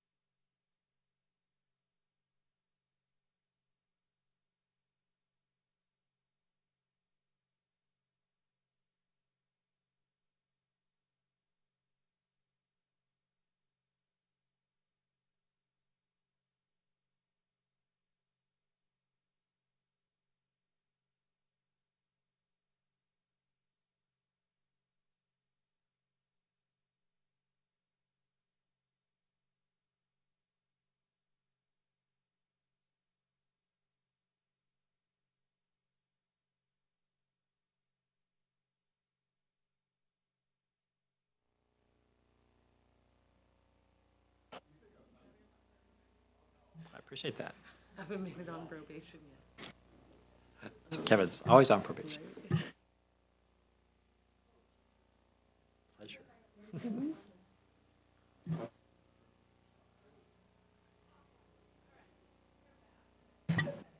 We are back from a short break, and we are now going to move on to.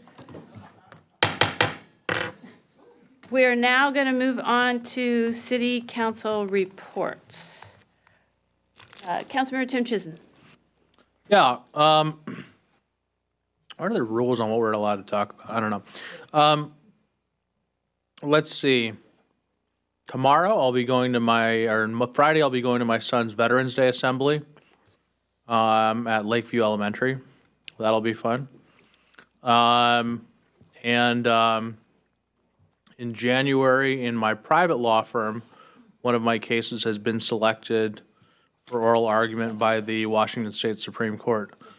So I'll be doing arguments there in January on a case where I am suing a municipality that shall remain nameless. So I'm excited for that. Thank you. Councilmember Black. Thank you, Madam Mayor. So a couple items, regional stuff.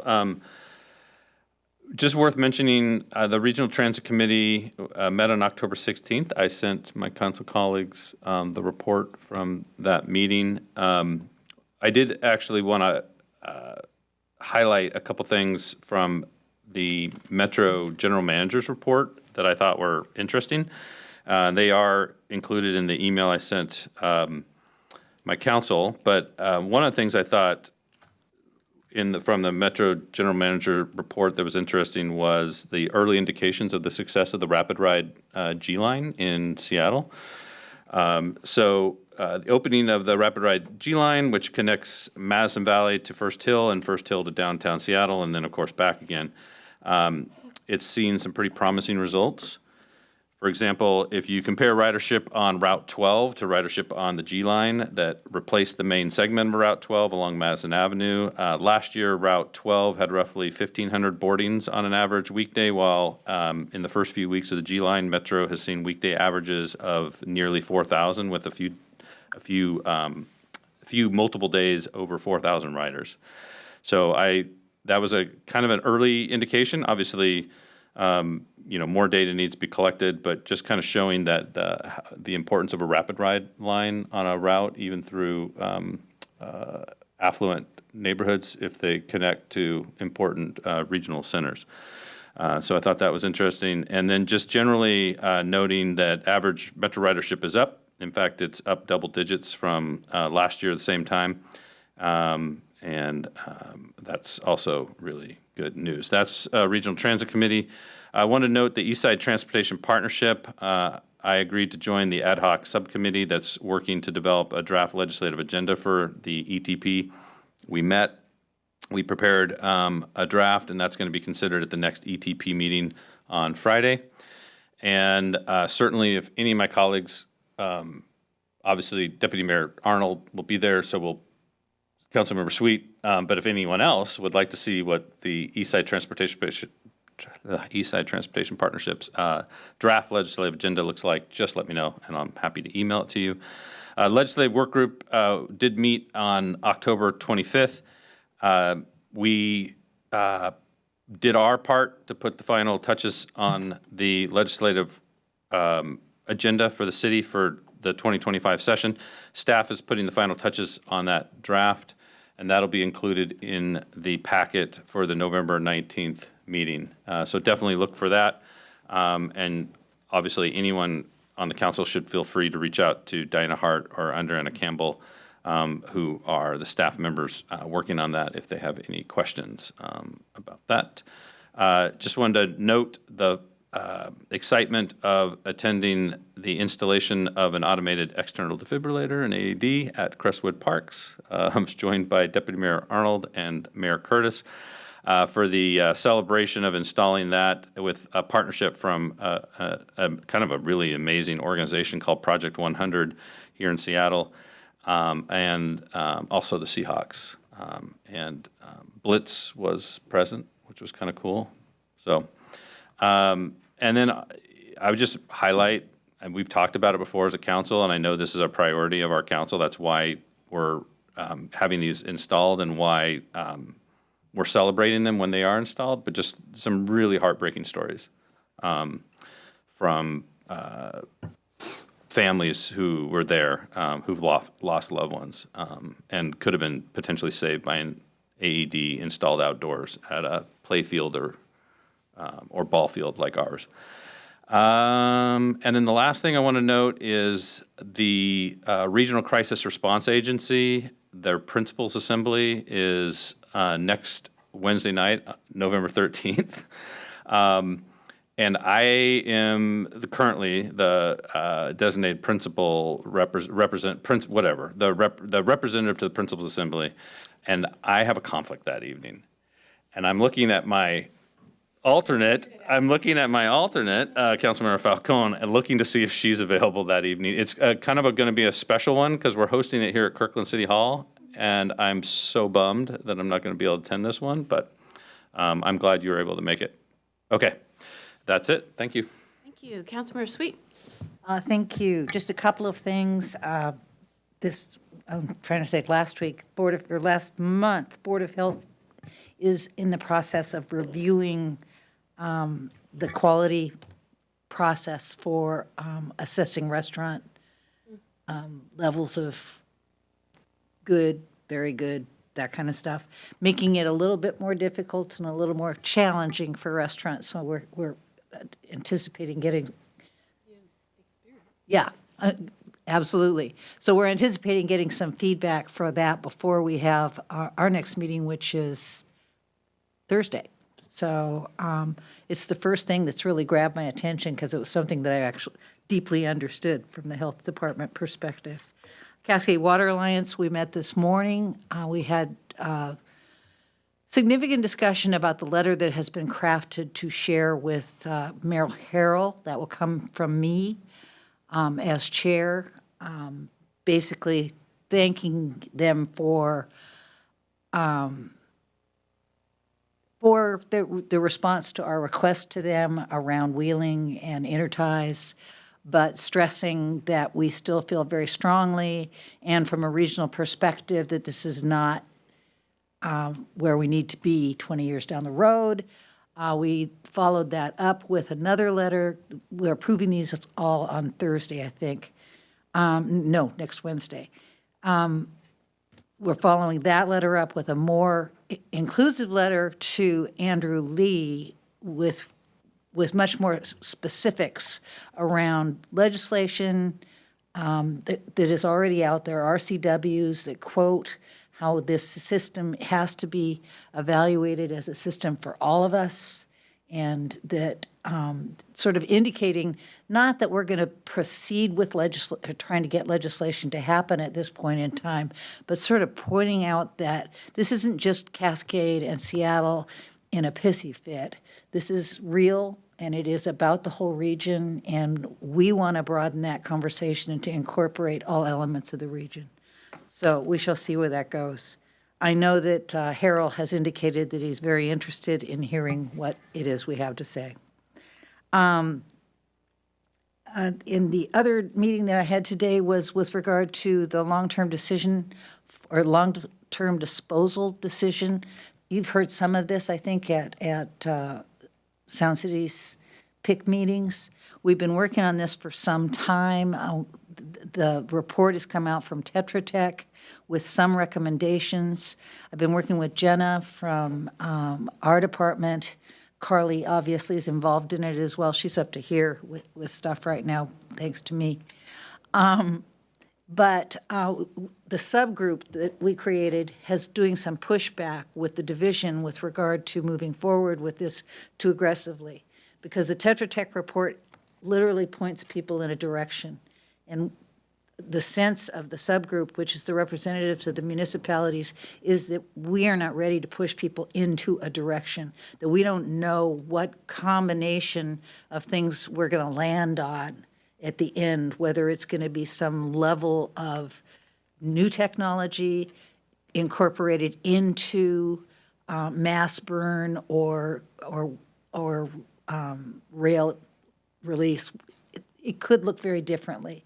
And so rather than going out with this report and having cities get orientations that point them in a direction, we want to sort of slow that down so that we can be a little less aggressive with where we don't need a decision for 2 more years.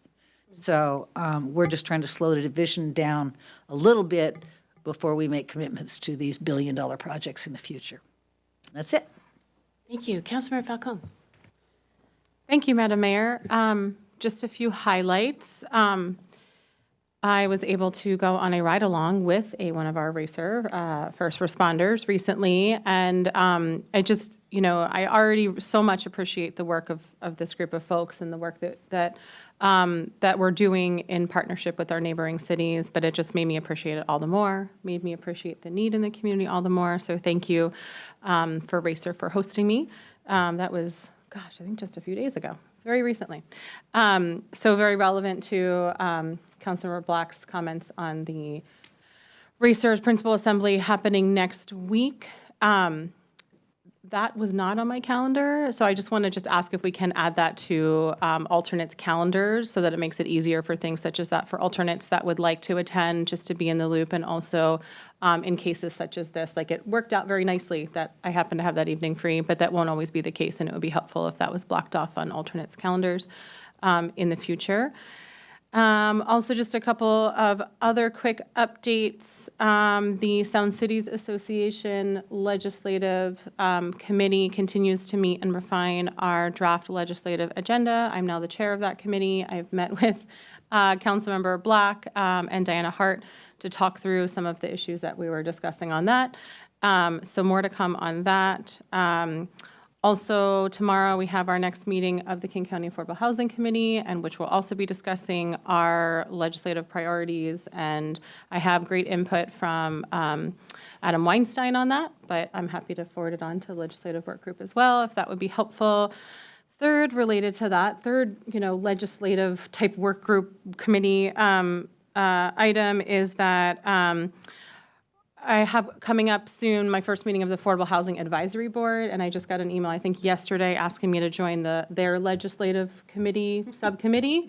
So that might be yet another thing that I'll be emailing you, Councilmember Black, on collaborating with, just to learn more and to share information as well, just to make sure we have that two-way communication on those overlapping work. So thank you so much.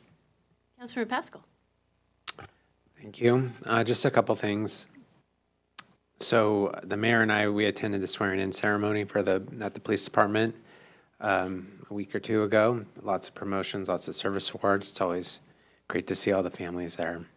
And then the only other thing was that I was able to assist our community resource officers in handing out the Bronze Man Trophy. That's the Police Guild Trophy for the winner of the crosstown rivalry football game of Lake Washington versus Juanita. And thankfully, Juanita won, because it would have been hard to give the trophy to Lake Washington, because my son plays for Juanita. That's why. I mean, normally it wouldn't, but in that situation, it can be. I can be quite conflicted. That's it. Thank you. Deputy Mayor. Thank you. Several of us had the opportunity to do a tour of the Plymouth Permanent Supportive Housing Facility in Eastgate. Plymouth is the operator. Has been selected by King County to be the operator for our permanent housing facility, and that was a very interesting tour going through. I would note that I believe today would have been Doreen Marchione's birthday, and former council member and city manager. I'm wondering if we could council could get an update sometime on the potential for naming our health through housing facility. Thank you. Thank you. So obviously, we've all been to a lot of events, and I'm going to call out a few more. This has been a crazy busy 3 weeks, and it's not slowing down. I attended the Master Builders Housing Solution Breakfast. I participated in a panel of Eastside mayors for Imagine Housing on housing. That was a great group of audience members. Deputy Mayor and I met with the new CEO of King County Regional Homelessness Authority, and she is meeting with every city, and that's a big feat. 2 Saturdays ago, all by my lonesome, I attended a fantastic Arbor Day event put on by our new urban forester, Anna Heckman. It was a great turnout on a really rainy day, and of course, I had a ton of fun. I also attended the fantastic Dia de los Muertos event at KPC, put on Parks and Community Services. Shout out to all the organizers. It is so amazing to be in that room and meet with so many community members, and I met so many new community members who were so grateful for all the events that we put on. It was a great honor to speak at the city's leadership symposium. Congratulations to Julie Underwood and the team. That was really a fantastic day, and I don't think I was supposed to stay all day, but I did because the speakers were amazing, and I am really proud of the city just investing in our staff and leadership and supporting them. I just think it's amazing. And then last Saturday, I did the AED event, which Councilmember Black explained quite well. It was very moving to meet those families. And that night, I went to the KPC fundraiser, Elevate Kirkland, which was also really fun. So I'm tired, and we've got a lot going on. But I also want to just thank all of you, because I know that you also are out and about in the community, and thank you for serving your community. So, City Manager. Thank you, Madam Mayor. So I actually have a few items, which is not normal. So I'm trying to go through them quickly. But since you mentioned KPC, I'll start with that because that's the one that's like a semi-action item. So as I mentioned at the budget study session, in order to get the commerce grant from the state is looking for the city's commitment that the KPC building will remain a performance facility for at least 10 years. And so we are working with them on language. We've sent language that has met our approval to Commerce, which we think will be approved, but it's still sitting with them at the moment. But we need to indicate support for this idea of committing for 10 years to have it as a facility so that the KPC themselves can start issuing contracts against the money. So we're hoping that tonight that you'd be willing to make a motion, which I believe one of the council members has, that would simply ask me to bring back on consent next week approval of that, demonstrating that we'll keep it as a performance facility for the next 10 years. The only consequence of not doing that is we'd have to pay back the money if we ever had it not be a theater event. So, Councilor Black? Thank you, Madam Mayor. So you'll entertain a motion? I will entertain. I move to authorize the city manager to present for council's consideration at the November 19, 2024 meeting a resolution authorizing the city manager to execute a covenant on the Kirkland Performance Center property to ensure the property serves as a gathering space for arts, cultural, and civic experiences for at least 10 years in order to satisfy the Department of Commerce requirements for state grant funding to improve the facilities. Second. Thank you. It's been moved by Councilmember Black, seconded by Councilmember Falcone. To approve the motion to whatever he said. Any discussion, council? All right, questions on the motion? All those in favor, please say aye. Aye. Any opposed? Motion carries 7-0. okay, thank you very much. Quick Kraken update, just so you know that a lot is still happening. We continue to meet weekly as staff and have lots of conversations with the Kraken, particularly facilitated by Jim Lopez. We're going to come back with a formal presentation to the council at the December 10th study session, but I wanted to let you know that one of the major topics that we've been working through with our attorneys and financial advisors and theirs and bond counsel was how the item might be funded and then procured. So it wasn't so much a sticking point as something that had to be worked through to figure out how we'd actually make this deal to go forward. So we've now reached an agreement of all parties as the way we think it will work, which is essentially with the development agreement, other things that we'll be bringing to you in December. But I know it's been kind of quiet on that front, and I wanted you to know that lots has been happening behind the scenes, and we'll have lots to tell you on December 10th. But we've had a major breakthrough that I think will start making things go a lot quicker. So any questions on that before I? Doesn't look like it. I'm not sure if this is good news, but I'll just share it with you anyway. I have been elected by EPSCA yet again to be the Peace and representative. The other reason why this one is worth noting is that this is the last year that EPSCA will actually exist as EPSCA, the Eastside Public Safety Communications Agency. It will now sunset and be gone, and the only emergency radio operator will be the PCERN network, which was approved by the ballot measures, now a fully functioning agency. EPSCA's only purpose now on paper is simply to elect the Eastside representative that represents all the Eastside cities. There are 4 board members on PCERN, and by all the ILAs that were passed, it actually takes 4 yes votes to approve anything. So the East Side board member is very important, and I will be that for the inaugural year where EPSCA is now gone. I'll be the East Side rep for next year.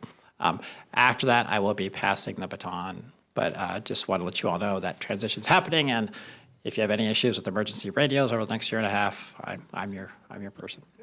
We don't believe you will be able to successfully pass the baton.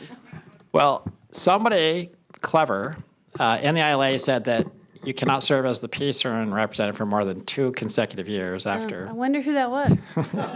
So there will have to be a change. So anyway, I'm obviously honored to be picked by my folks and the trust that they give to us. So lastly, I wanted to mention that I had the opportunity to meet with the new King County Director of Department of Natural Resources and Parks, along with our Mayor Kelly Curtis and Councilmember Petty Sweet, John Taylor, and we talked about a couple things that matter to all of you. So just want to let you know that we advocated on all of your behalfs and on Kirkland's behalf that the park levy retain the same percentage level of commitment to local parks pass-through funds, and also that the Green Loop Trail be funded in the park levy. So we provided that information. We also provided that we expected that the Northeast Transfer Station, if it be sited in Kirkland, be fully mitigated, and that they should not be viewing the fact that it's already owned as a way to save money, but that we expected that to be a state-of-the-art, I believe, Councilor Receipt says state-of-the-art jewel of a facility. And then finally, we talked to them about the need for the whole region to assess the sort of regional affordability burden of the regional utilities that are happening, which are not so much necessarily anybody's fault, but need to be addressed because there's a limit to what people can pay, and solid waste, wastewater, and all those things. And there's also stormwater issues coming down the way. So don't know if you have a different opinion. I felt it was a very good meeting. He seems very receptive. He listens really well. He had staff with him. They took lots of good notes. I think it was a really, really positive meeting. But Councilmember Sweet. The only thing I would like to add is that Mr. Triplett also reminded Mr. Taylor, right, that we have tried really hard to get that final portion of the Cross-Kirkland corridor. So he kind of put it back on the table, which I thought was very interesting. And John's going to follow up and try and figure out just what was reasonable, because we still don't think that was a reasonable decision. Okay, I'm getting close to the end here, sorry. No worries.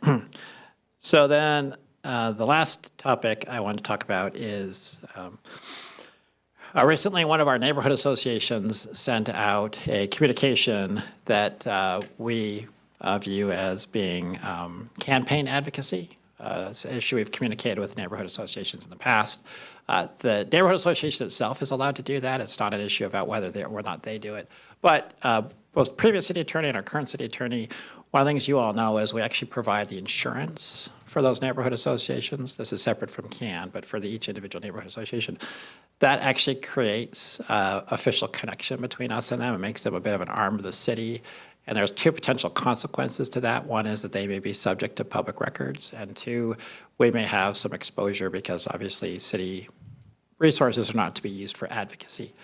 So I only put that on your radar screen to say I've asked the city attorney and the deputy city manager to help assess that with me, to bring some options for council discussion. We think it's an important thing that we look at and look at carefully. The current relationship of us providing insurance directly doesn't have to be that way. It's not the only way to accomplish a partnership. So I just wanted to let you all know that we are looking at that because it is an exposure for us. So more to come, but want to let you know that on the record. Thank you. Okay, and that is all I have on my updates. I want to see if council members have any calendar issues. Council? Okay, I have one calendar one for you then, which is, I think as you know, we sent out an email that we've rescheduled or trying to reschedule the electric leaf blower presentation, which we wanted to do with our state legislative delegation. For a lot of reasons prior to the election, they had very busy schedules, and most of them, actually only one of them could come to the November 14th meeting, so we've moved it. So we're looking for a time in the week of December 16th to have them come. We've also confirmed with Representative Amy Wallen that she is considering submitting legislation that would ban electric leaf blowers in 2026, 2027. So the chance to have a good conversation with her and show some of this information and materials. So anyway, we're going to have a lot more detail for the council, but just wanted to put that on your. Thank you. Did you say banning electric leaf? Ban. Gas. Oh, I'm sorry, ban gas. Okay, Yes, gas. yes. Okay, I was very confused. Yeah, thank you. All a little tired. I apologize. Yes, ban gas-powered leaf blowers. Thank you.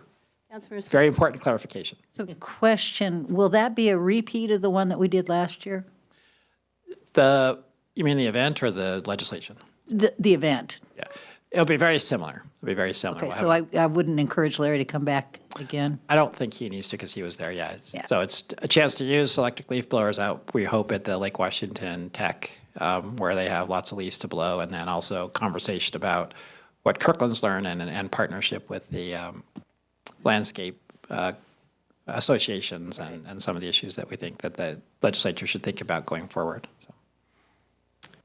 Okay, that's all I have. I know that was a lot for me. Thank you for. That was great. It was all informative. Anybody else have any questions? All right. We are adjourned. All right. Congratulations.